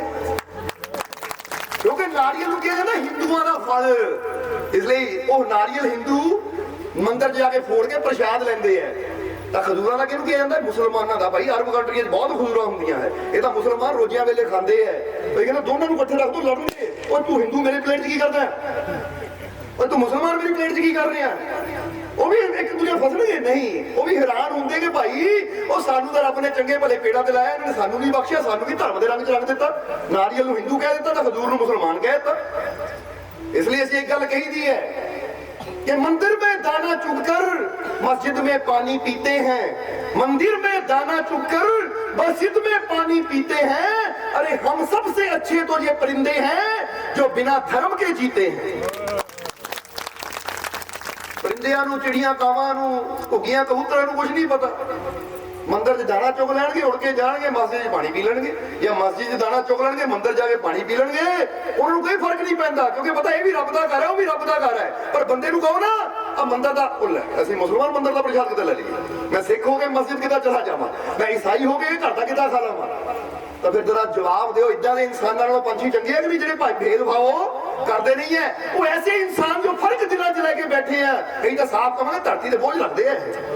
क्योंकि परमात्मा ने सानू दुनिया ते भेजा है प्यार वधाउण नूं, एक दूजे की हेल्प करन नूं, एक दूजे की मदद करन नूं। पर ऐसे ये झूठे रंग अपने ते चढ़ा के अज इंसानियत नालों टुट के दूर बैठे हैं। और जिहड़ी चीज एक इंसान नूं इंसान नाल नहीं जुड़न दिंदी, वो इंसान नूं भगवान नाल किदां जोड़ देगा? जरा सोच के देखो, तुहाडे दिमाग नूं गल सही लगदी कि नहीं है? ਜਿਹੜੀ ਇੱਕ ਜੇ ਧਰਮ ਇਨਸਾਨ ਨੂੰ ਇਨਸਾਨ ਨਾਲੋਂ ਤੋੜੀ ਜਾਂਦੇ ਹੈ ਤਾਂ ਕੋਈ ਧਰਮ ਭਗਵਾਨ ਨਾਲ ਤਾਂ ਸਾਨੂੰ, ਕਿਉਂਕਿ ਇਨਸਾਨਾਂ ਦੇ ਅੰਦਰ ਹੀ ਤਾਂ ਰੱਬ ਵਸਦਾ ਹੈ। ਤਾਂ ਹੀ ਤਾਂ ਬੁੱਲੇ ਸ਼ਾਹ ਵਰਗੇ ਪ੍ਰੇਮੀਆਂ ਨੇ ਕਹਿ ਦਿੱਤਾ, ਮੰਦਰ ਢਾ ਦੇ, ਮਸਜਿਦ ਢਾ ਦੇ ਜੋ ਕੁਝ ਢਹਿੰਦਾ, ਪਰ ਬੰਦੇ ਦਾ ਦਿਲ ਨਾ ਢਾਵੀਂ, ਦਿਲ ਵਿੱਚ ਮੌਲਾ। ਕਹਿੰਦੇ ਦਿਲ ਵਿੱਚ ਆ, ਦਿਲ ਵਿੱਚ ਰੱਬ ਰਹਿੰਦਾ ਆ। ਮੰਦਰਾਂ ਮਸਜਿਦਾਂ 'ਚ ਨਹੀਂ ਰੱਬ ਰਹਿੰਦਾ, ਰੱਬ ਤਾਂ ਬੰਦਿਆਂ ਦੇ, ਹਰ ਇਨਸਾਨ ਦੇ ਅੰਦਰ ਰਹਿੰਦਾ ਹੈ। ਇਸ ਲਈ ਰੱਬ ਨੇ कदों खुश होना है जो तू इदा की जिंदगी जिएगा कि जिहदे च तू सब दी जीण विच मदद करे, हेल्प करे, सहायता करे, गिरे नूं उठावे, रोंदे नूं हसावे। जिथे तेनू लगदा पे तेरी थोड़ी जी हेल्प करन ना किसी दे जीवन च सुधार हो सकता है, किसी दा कुछ भला हो सकता है, वो कर। क्योंकि कुदरत दा नियम ही यह है, सूरज चढ़दा प्रकाश देण वास्ते तां किन्नियां नूं प्रकाश मिलदा है, हवावां वगदियां सब नूं जीवन देण वास्ते किन्नियां नूं जीवन मिलदा है, धरती सब नूं सहारा दे रही है, सब नूं अन्न जल दे रही है।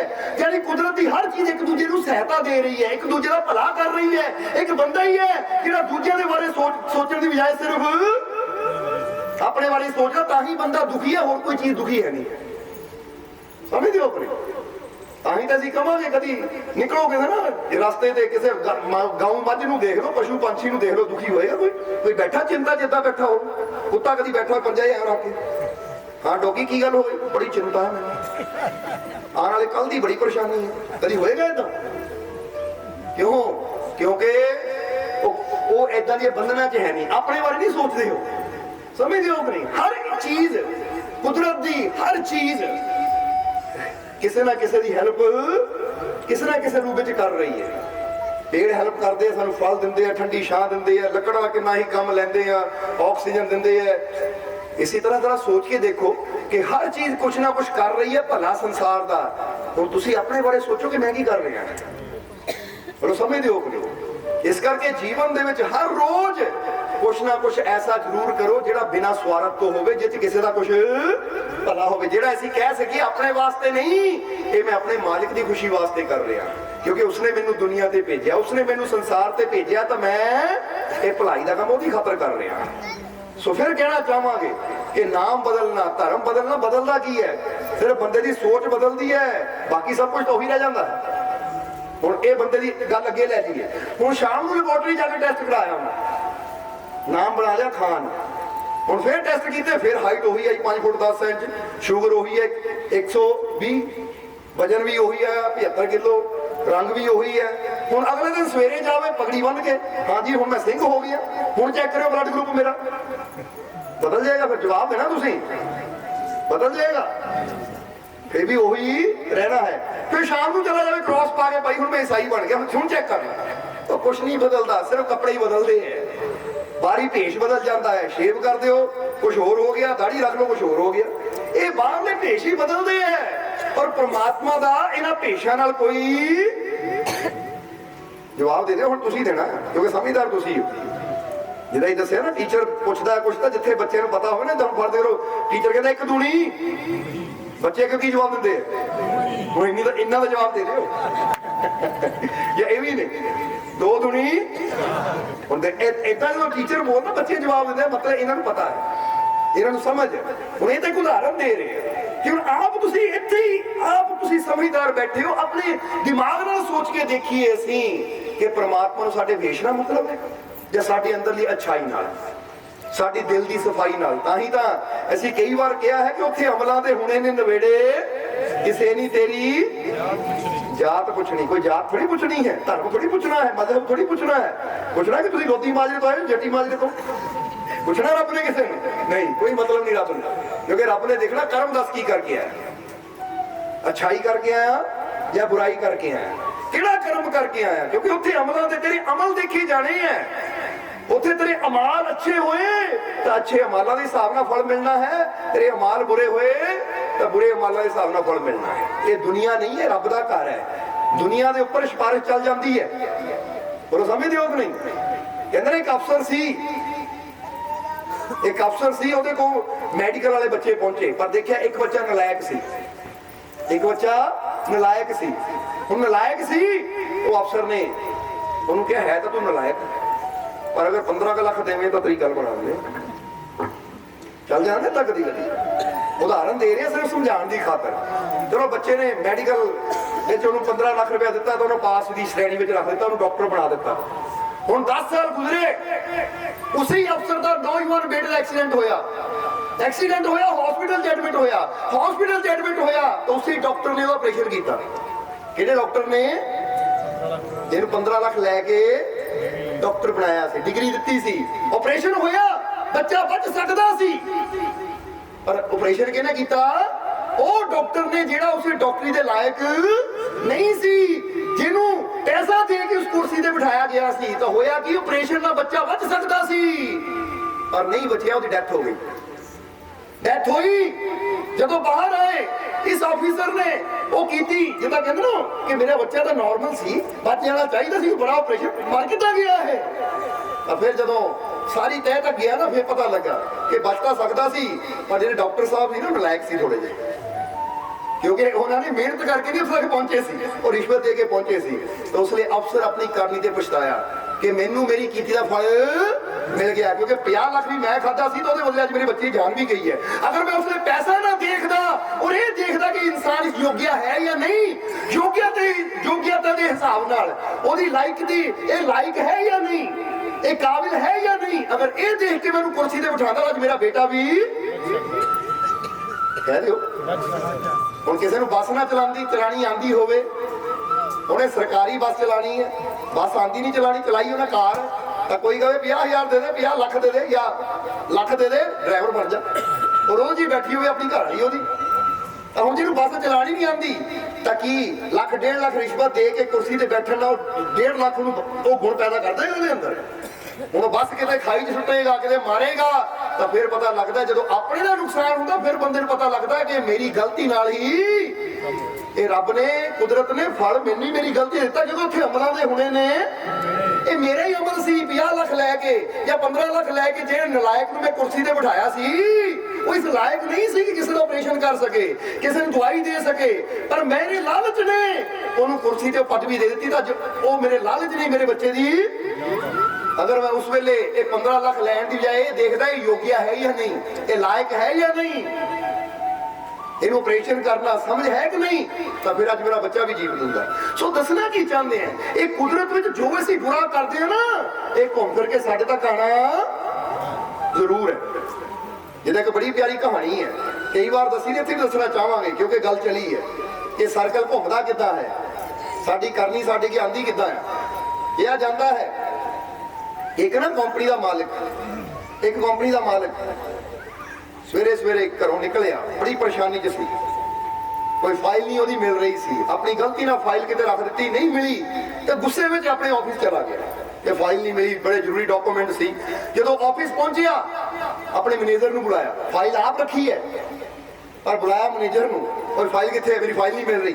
वो कहता सर मैं तुहानू दे दी सी, तो हम बॉस ने अपने में थोड़ी कहना मैं गलत हाँ, क्योंकि मैं गलत हाँ बॉस का था, इसलिए उन्होंने दबके मारे कि तेरी नलायकी की वजह फाइल नहीं मैनू मिल रही। यानी बड़े उन्होंने झाड़िया, गुस्सा अपना सारा वो बेचारे मैनेजर से कर दिता। हम मैनेजर बड़ा हम बॉस को तो कुछ कह नहीं सकता सी, दुखी हो गया, बॉस के ऑफिस चो बाहर निकले कैबिन चो, और बाहर निकल गया अपने कैबिन च आ गया, पर मन सोचने लगा मैं तो चंगी भली फाइल दी सी इनू बॉस नू, पर पता नहीं रख के आप भुल के मैंने एवं डांटी जाते, या तो मैं ना किया हो फिर तो मैं कहना कि गलती मेरी है, पर मैं तो अपना काम सही किया।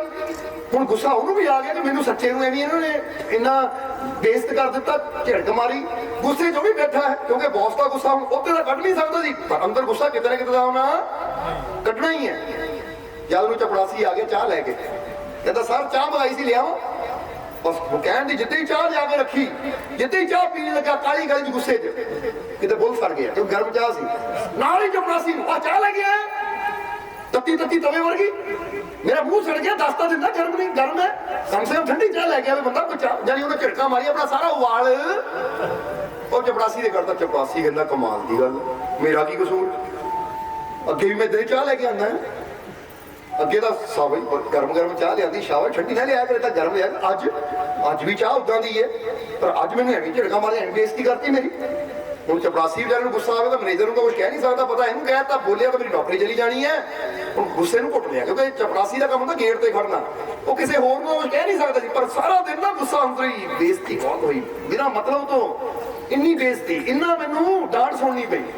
गुस्से च शाम नूं जदों घर गया वो, तो हुण उहने गुस्सा कित्थे कढना है, जदों घर वाला घर आके उच्ची उच्ची बोले तो फिर उसने ये ना सोचा करो मेरा मेरे ते गुस्सा आया, ये बाहरली फ्रस्ट्रेशन जो बाहरली ना वो दिल दे विच गुस्सा है कि मेरे ही करो, सुन लवा चुप करके कोई गल नहीं, क्योंकि उन्होंने तो आवाज कितना किते, क्योंकि कुकर जो कहते ना गैस निकलेगी हवा निकलेगी तो ही ठीक है, नहीं तो फट नहीं सकता हो जाता कि नहीं। ये कुकर फटते भी खबर आई कुकर फट गया, ब्लास्ट हो गया, क्योंकि उसकी सीटी नहीं बजी या गैस नहीं निकलने का मौका मिले, अंदरों भाप नहीं निकली तो कुकर फट गया। इस करके जे घर वाला भी बाहरों आके गुस्से च बैठे या कुछ बोले तो उसने समझदा इंसान ही चुप कर जाए भी ये बाहरली भाप तो निकल रही है, क्योंकि बड़े ने किसी ने कुछ कहता कोई समझो बड़े ने किया है, क्योंकि छोटे ने किया होता तो उत्थे कट के आनी सी। बड़े ना मतलब जिन्हों मैं कह कुछ, क्योंकि मेरे तो उच्ची पोस्ट है, इस करके उत्थे समझदार इंसान हो जाता। उन्हें चपरासी किया, अंदरला सारा गुस्सा जाके दरवाजा खड़काया, तो घर वाली बेचारी आटा गुंदी पई सी, हत्थां नूं आटा लगा सी, जिन्हें देखा और सोचा घर वाला आ गया, हाथ धोंदी धोंदी थोड़ा टाइम लग गया, क्योंकि 2-4 ਮਿੰਟ ਲੱਗ ਹੀ ਜਾਂਦੇ ਹੱਥ ਧੋਣ ਨੂੰ, ਆਟਾ ਲੱਗਾ ਹੁੰਦਾ ਹੈ, ਹੱਥ ਧੋ ਕੇ ਆਈ ਦਰਵਾਜ਼ਾ ਖੋਲਿਆ, ਹਾਂਜੀ ਆ ਗਏ ਜੀ ਤੁਸੀਂ, ਉਹ ਇਦਾਂ ਹੀ ਪੈ ਗਿਆ। ਇੰਨਾ ਟਾਈਮ ਦਰਵਾਜ਼ਾ ਖੋਲਣ ਨੂੰ ਹੈ, ਕਿੰਨੀ ਦੇਰ ਤੋਂ ਮੈਂ ਖੜਕਾ ਰਿਹਾ ਤਾਂ ਕੀ ਸਮਝਿਆ ਤੇਰੀ ਜਿਹੜੀ ਨਹੀਂ ਤੇਰੇ ਮਨ 'ਚ ਮੇਰੀ ਕੋਈ ਕਿ ਮੈਂ ਇੱਥੇ ਦਰਵਾਜ਼ਾ ਖੜਕਾਉਂਦਾ ਰਹਾਂ ਪਾਗਲਾਂ ਵਾਂਗੂ, ਤੂੰ ਮਜੇ ਨਾਲ ਬੈਠੀ ਹੈ। ਕਹਾਣੀ ਕਹਿੰਦੀ ਕਮਾਲ ਦੀ ਗੱਲ ਹੈ, ਮੈਂ ਤਾਂ ਆਵੇ ਖੋਲਦਾ ਦਿੱਤਾ ਫਟਾਫਟ, ਪਰ ਮੈਨੂੰ ਕੀ ਪਤਾ ਸੀ ਭਾਪ ਹੈ ਜਿਹੜੀ ਉਹ ਸੀਟੀ ਤੇ ਵੱਜਣੀ ਹੈ। ਕੁੱਕਰ ਦੀ ਸੀਟੀ ਵੱਜਦੀ ਹੈ ਜਦੋਂ ਭਾਪ ਬਣ ਜਾਂਦੀ ਹੈ, ਉਹਦੀ ਸੀਟੀਆਂ ਵੱਜਦੀਆਂ। ਚੈੱਕ ਕਰਿਓ ਕਿਹਦੀ ਕਿਹਦੀ ਸੀਟੀ ਵੱਜਦੀ ਰਹਿੰਦੀ ਹੈ। ਯਾਨੀ ਇਹ ਤਾਂ ਜਦੋਂ ਕੋਈ ਗਾਲੀ ਕੱਢੇ, ਗੁੱਸੇ 'ਚ ਬੋਲੇ ਤਾਂ ਉਸਨੇ ਹੁਣ ਜਿਹਨਾਂ ਸੱਸਾਂ ਸੁਣਦੇ ਸਮਝ ਲਿਓ ਇਹਦੀ ਸੀਟੀ ਵੱਜ ਰਹੀ ਹੈ, ਇਹਦੇ ਅੰਦਰ ਭਾਪ ਇਕੱਠੀ ਹੋਈ ਸੀ, ਜਦੋਂ ਵੱਜ ਲੈਣ ਦਿਓ ਕਿਤੇ ਫਟ ਹੀ ਨਾ ਜਾਵੇ, ਫਟਣ ਨਾਲ ਚੰਗਾ ਵੱਜ ਹੀ ਜਾਵੇ। ਅਮੀ ਦੀ ਉਹ ਨਹੀਂ, ਇਹਦੇ ਗੁੱਸਾ ਨਹੀਂ ਕਰਨਾ ਉਸ ਵੇਲੇ ਤੁਸੀਂ, ਬਲਕਿ ਕੰਨਾਂ 'ਚ ਉਹੀ ਪਾ ਲਓ ਜਾਂ ਚੁੱਪ ਕਰਕੇ ਬਹਿ ਜਾਓ, ਜਾਂ ਅੰਦਰ ਉਹ ਬੋਲੀ ਜਾਵੇ ਤੁਸੀਂ ਅੰਦਰ ਰਾਮ ਰਾਮ ਜੈ ਮਾਲਕਾਂ ਦੀ, ਜੈ ਮਾਲਕਾਂ ਦੀ, ਜੈ ਮਾਲਕਾਂ ਦੀ, ਆਪਣਾ ਧਿਆਨ ਹੀ ਕਿਤੇ ਹੋਰ ਲੈ ਜਾਓ, ਕਿਉਂਕਿ ਇਹ ਨਿਕਲ ਜਾਵੇ ਠੀਕ ਹੈ ਤੇ ਅੰਦਰ ਰਹਿ ਗਈ ਤਾਂ ਫਿਰ ਫਟਣਾ ਹੀ ਹੈ। ਕਿਉਂਕਿ ਜਦੋਂ ਉਹ ਚੀਜ਼ ਅੰਦਰ ਰਹਿ ਜਾਂਦੀ ਫਿਰ ਉਹੀ ਚਿੰਤਾ, ਟੈਨਸ਼ਨ, ਬਿਮਾਰੀ, BP ਹਾਈ, ਕਈ ਬਿਮਾਰੀਆਂ ਦੇ ਰੂਪ 'ਚ ਬੰਬ ਫਟਦਾ। ਫਿਰ ਇਹ ਸਮਝ ਲੈਣਾ। ਹੁਣ ਚਪੜਾਸੀ ਨੇ ਘਰ ਇਹਨੂੰ ਕਹਿ ਦਿੱਤਾ, ਘਰ ਇਹਨੂੰ ਆਇਆ ਤੇ ਮੈਂ ਸਾਰਾ ਦਿਨ ਮਿਹਨਤ ਕਰਦੀ ਰਹਿੰਦੀ, ਝਾੜੂ ਪੋਚਾ ਲਾਓ, ਰੋਟੀ ਬਣਾਓ, ਤਾਂ ਆਂਦਿਆਂ ਨੂੰ ਮੈਂ ਕੁਝ ਕੀਤਾ ਵੀ ਨਹੀਂ, ਇੰਨਾ ਗੁੱਸਾ ਐਵੇਂ ਮੈਨੂੰ ਡਾਂਟ ਦਿੱਤਾ। ਹੁਣ ਉਹਨੂੰ ਗੁੱਸਾ ਚੜਿਆ, ਉਹਦਾ ਕਿੱਥੇ ਕੱਢਣਾ ਸੀ? ਉਹਦਾ ਬੱਚਾ ਕੋਲ ਖੇਡ ਰਿਹਾ ਸੀ, ਜਹਾਜ਼ ਲੈ ਕੇ ਕਰ ਰਿਹਾ ਸੀ, ਉਹਦੇ ਮੋਰ ਦੀ ਨੰਗੀ ਉਹਨੇ ਫੜਿਆ, ਚਪੇੜ ਮਾਰੀ, ਆ ਕੋਈ 에어ਪੋਰਟ ਜਿੱਥੇ ਜਹਾਜ਼ ਬਣਦਾ ਫਿਰਦਾ। ਉਹ ਨਿਆਣਾ ਵਿਚਾਰਾ ਹੈਰਾਨ ਹੋ ਗਿਆ, ਕਮਾਲ ਦੀ ਗੱਲ ਹੈ, ਪਹਿਲਾਂ ਵੀ ਇੱਥੇ ਉਡਾ ਰਿਹਾ ਸੀ, ਇੰਨੀ ਦੇਰ ਦੀ ਮੰਮੀ ਕਿਚਨ 'ਚ ਆਟਾ ਰੋਟੀ ਬਣਾ ਰਹੀ ਸੀ, ਉਦੋਂ ਕੁਝ ਗਿਆ ਨਹੀਂ। ਹੁਣ ਉਹ ਵੱਡਾ ਬੱਚਾ ਸੀ, ਹੁਣ ਮੰਮੀ ਨੂੰ ਤਾਂ ਕੁਝ ਕਹਿ ਨਹੀਂ ਸਕਦਾ ਸੀ, ਗੁੱਸੇ 'ਚ ਗਿਆ। ਉਹਦਾ ਛੋਟਾ ਭਰਾ ਖੇਡਦਾ ਪਿਆ ਸੀ, ਛੋਟੇ ਭਰਾ ਨੇ ਖਿੱਚੀ ਜਾ ਕੇ ਚਪੇੜ ਮਾਰੀ, ਆ ਕੀ ਕਰਦਾ ਪਿਆ ਹਰ ਪਿੱਛੇ। ਉਹ ਛੋਟਾ ਭਰਾ ਦੇਖੀ ਨਾ, ਮੈਂ ਨਾ ਕੀ ਵਿਗਾੜਿਆ ਹੈ, ਮੈਂ ਤਾਂ ਆਪਣੀ ਕਿਤਾਬ ਲੈ ਕੇ ਬੈਠਾ, ਇਹਨਾਂ ਮੈਨੂੰ ਮਾਰ ਤੋੜ। ਉਹਨੂੰ ਗੁੱਸਾ ਆਇਆ, ਛੋਟਾ ਭਰਾ ਨੇ ਕੀ ਕੀਤਾ? ਹੁਣ ਗੌਰ ਕਰਨਾ, ਛੋਟੇ ਭਰਾ ਨੇ ਕੀ ਕੀਤਾ? ਛੋਟਾ ਭਰਾ ਨਿਕਲਿਆ ਘਰੋਂ ਬਾਹਰ, ਗਲੀ 'ਚ ਕੁੱਤਾ ਬੈਠਾ ਸੀ, ਜਾਂ ਕੁੱਤੇ ਦੀ ਜ਼ੋਰ ਨਾਲ ਲੱਤ ਮਾਰੀ, ਜਦੋਂ ਕੁੱਤੇ ਦੀ ਜ਼ੋਰ ਨਾਲ ਲੱਤ ਮਾਰੀ ਤਾਂ ਕੁੱਤਾ ਵਿਚਾਰਾ ਚੌਂ ਚੌਂ ਕਰਦਾ ਦੌੜ ਪਿਆ। ਹੁਣ ਕੁੱਤੇ ਨੂੰ ਸੱਟ ਲੱਗਦੀ, ਉਹ ਵੀ ਡਰਦਾ ਦੌੜਦਾ ਹੈ, ਦੌੜਦਾ ਗਿਆ ਕੁੱਤਾ, ਦੌੜਦਾ ਗਿਆ, ਦੌੜਦਾ ਦੌੜਦਾ ਇੱਥੇ ਪਹੁੰਚਿਆ, ਸਾਹਮਣੇ ਇੱਕ ਆਦਮੀ ਗੱਡੀ ਖੜੀ ਕਰਕੇ ਨਾ ਗੱਡੀ 'ਚ ਉਤਰ ਰਿਹਾ ਸੀ, ਕੁੱਤੇ ਨੇ ਜਾ ਕੇ ਲੱਤ ਫੜ ਲਈ। ਜਦੋਂ ਕੁੱਤੇ ਨੇ ਉਹਦੀ ਲੱਤ ਫੜੀ, ਉਹਦੇ ਦੰਦ ਮਾਰੇ, ਉਹ ਬੰਦਾ ਕਹਿਣ ਲੱਗਾ ਮੈਂ ਕੁੱਤੇ ਦਾ ਕੀ ਵਿਗਾੜਿਆ ਜਿਹੜਾ ਨੇ ਮੇਰੀ ਲੱਤ ਫੜ ਲਈ। ਤਾਂ ਹੁਣ ਇਹ ਪਤਾ ਬੰਦਾ ਕੌਣ ਸੀ? ਇਹ ਕੰਪਨੀ ਦਾ ਮਾਲਿਕ ਸੀ, ਇਸਨੇ ਮੈਨੇਜਰ ਨੂੰ ਡਾਂਟਿਆ। ਹੁਣ ਉਹ ਕਹਿ ਰਿਹਾ ਹੈ ਮੈਂ ਕੁੱਤੇ ਦਾ ਕੀ ਵਿਗਾੜਿਆ ਸੀ। ਤਾਂ ਜ਼ਰਾ ਸੋਚੋ ਵਿਗੜਿਆ ਕਿੱਥੋਂ ਸੀ? ਹੁਣ ਇਹਨੂੰ ਪਿੱਛੇ ਲੈ ਜਾਓ ਸਰਕਲ ਨੂੰ, ਗੱਲ ਆਣੀ ਸ਼ੁਰੂ ਕਿੱਥੋਂ ਹੋਈ ਸੀ? ਕਿੱਥੋਂ ਸ਼ੁਰੂ ਹੋਈ ਸੀ ਗੱਲ? ਕੰਪਨੀ ਦੇ ਮਾਲਿਕ ਤੋਂ। ਮਾਲਿਕ ਨੇ ਮੈਨੇਜਰ ਨੂੰ, ਮੈਨੇਜਰ ਨੇ ਚਪੜਾਸੀ ਨੂੰ, ਚਪੜਾਸੀ ਨੇ ਪਤਨੀ ਨੂੰ, ਪਤਨੀ ਨੇ ਵੱਡੇ ਬੇਟੇ ਨੂੰ, ਵੱਡੇ ਬੇਟੇ ਨੇ ਛੋਟੇ ਬੇਟੇ ਨੂੰ, ਛੋਟੇ ਬੇਟੇ ਨੇ ਕੁੱਤੇ ਨੂੰ, ਤਾਂ ਕੁੱਤੇ ਨੇ ਕੰਪਨੀ ਦੇ ਮਾਲਿਕ ਦੀ ਲੱਤ ਨੂੰ ਫੜ ਲਿਆ। ਹੁਣ ਕੰਪਨੀ ਦਾ ਮਾਲਕ ਕਹਿ ਰਿਹਾ ਮੈਂ ਤਾਂ ਕੀ ਵਿਗਾੜਿਆ ਸੀ? ਭਾਈ ਤੈਨੂੰ ਨਹੀਂ ਪਤਾ ਕੀ ਵਿਗਾੜਿਆ ਸੀ, ਪਰ ਕੁਦਰਤ ਨੇ ਤੇਰਾ ਭੇਜਿਆ ਪਾਰਸਲ ਤੈਨੂੰ ਦੇ ਦਿੱਤਾ, ਕਿਉਂਕਿ ਸ਼ੁਰੂਆਤ ਤੂੰ ਹੀ ਕੀਤੀ ਸੀ, ਭੇਜਿਆ ਤੁਸੀਂ, ਘੁੰਮ ਕੇ ਤੇਰੇ ਤੱਕ। ਹੁਣ ਉੱਥੇ ਉਹਨੂੰ ਪਤਾ ਨਹੀਂ ਕਿ ਕਿਉਂ, ਪਰ ਅਗਰ ਤੁਸੀਂ ਇਹ ਕਹਾਣੀ ਨੂੰ ਪਿੱਛੇ ਨੂੰ ਲੈ ਜਾਓ ਪਤਾ ਲੱਗ ਜਾਏਗਾ ਸ਼ੁਰੂ ਕਿੱਥੋਂ ਹੋਇਆ ਸੀ। ਤਾਂ ਕਰਮ ਉਹਦਾ ਸੀ ਤਾਂ ਭੁਗਤਣਾ ਵੀ। ਇਸ ਲਈ ਫਿਰ ਕਹਾਂਗੇ ਕਿ ਜਦੋਂ ਤੁਸੀਂ ਕਿਸੇ ਦਾ ਬੁਰਾ ਕਰਦੇ ਹੋ ਨਾ, ਤਾਂ ਤੁਸੀਂ ਇਹ ਸੋਚਦੇ ਹੋ ਕਿ ਲੈ ਵੀ ਮੈਂ ਬੁਰਾ ਕਰਕੇ ਮੈਂ ਸੁਖੀ ਹੋ ਜਾਊਂ। ਨਹੀਂ, 1-2 ਦਿਨ, 15-20 ਦਿਨ, ਮਹੀਨੇ ਬਾਅਦ ਜਦੋਂ ਤੁਹਾਡਾ ਕੁਝ ਬੁਰਾ ਹੁੰਦਾ ਤਾਂ ਸਮਝ ਲਓ ਮੈਂ ਪਾਰਸਲ ਭੇਜਿਆ ਸੀ ਜਿਹੜਾ ਮੁੜ ਕੇ ਮੇਰੇ ਤੱਕ ਆ ਗਿਆ। ਜਰਾ ਹੁਣ ਗੌਰ ਕਰਨਾ। ਇਸ ਲਈ ਚੰਗਾ, ਜੇ ਚਾਹੁੰਦੇ ਹੋ ਖੁਸ਼ੀਆਂ ਦੇ ਪਾਰਸਲ ਆਣ ਤਾਂ ਫਿਰ ਕਿਸੇ ਨੂੰ ਖੁਸ਼ੀ ਦਿਓ। ਤਾਂ ਹੀ ਤਾਂ ਕਹਿੰਦੇ ਨੇਕੀ ਕਰੋ ਤਾਂ ਉਹ ਤੋਂ ਉਮੀਦ ਨਾ ਰੱਖੋ ਕਿ ਜਦ ਵੀ। ਜਰਾ ਹੁਣ ਗੌਰ ਕਰਨਾ ਤੇ ਗੱਲ ਕਹਿਣੀ ਚਾਹਾਂਗੇ, ਪੁਆਇੰਟ ਨੋਟ ਕਰ ਲੈਣਾ ਕਿ ਜਦੋਂ ਵੀ ਕਿਸੇ ਨਾਲ ਨੇਕੀ ਕਰੋ ਤਾਂ ਉਹਦੀ ਉਮੀਦ ਉਸ ਇਨਸਾਨ ਤੋਂ ਨਾ ਰੱਖੋ। ਕਈ ਵਾਰ ਬੰਦਾ ਮੈਂ ਤਾਂ ਭਲਾ ਕੀਤਾ ਸੀ, ਇਹਨਾਂ ਮੈਨੂੰ ਪੁੱਛਿਆ ਹੀ ਨਹੀਂ, ਮੈਂ ਇਹਦੇ ਵਾਸਤੇ ਇੰਨਾ ਕੀਤਾ, ਇਹਨਾਂ ਮੇਰੀ ਕਦਰ ਹੀ ਨਹੀਂ ਕੀਤੀ। ਇਹਦਾ ਮਤਲਬ ਅਸੀਂ ਬੰਦੇ ਦੇ ਨਾਲ ਨੇਕੀ ਕਰਕੇ ਬੰਦੇ ਤੋਂ ਉਮੀਦਾਂ ਰੱਖਦੇ ਨਹੀਂ, ਗਲਤ ਗੱਲ ਕਰਦੇ ਆ।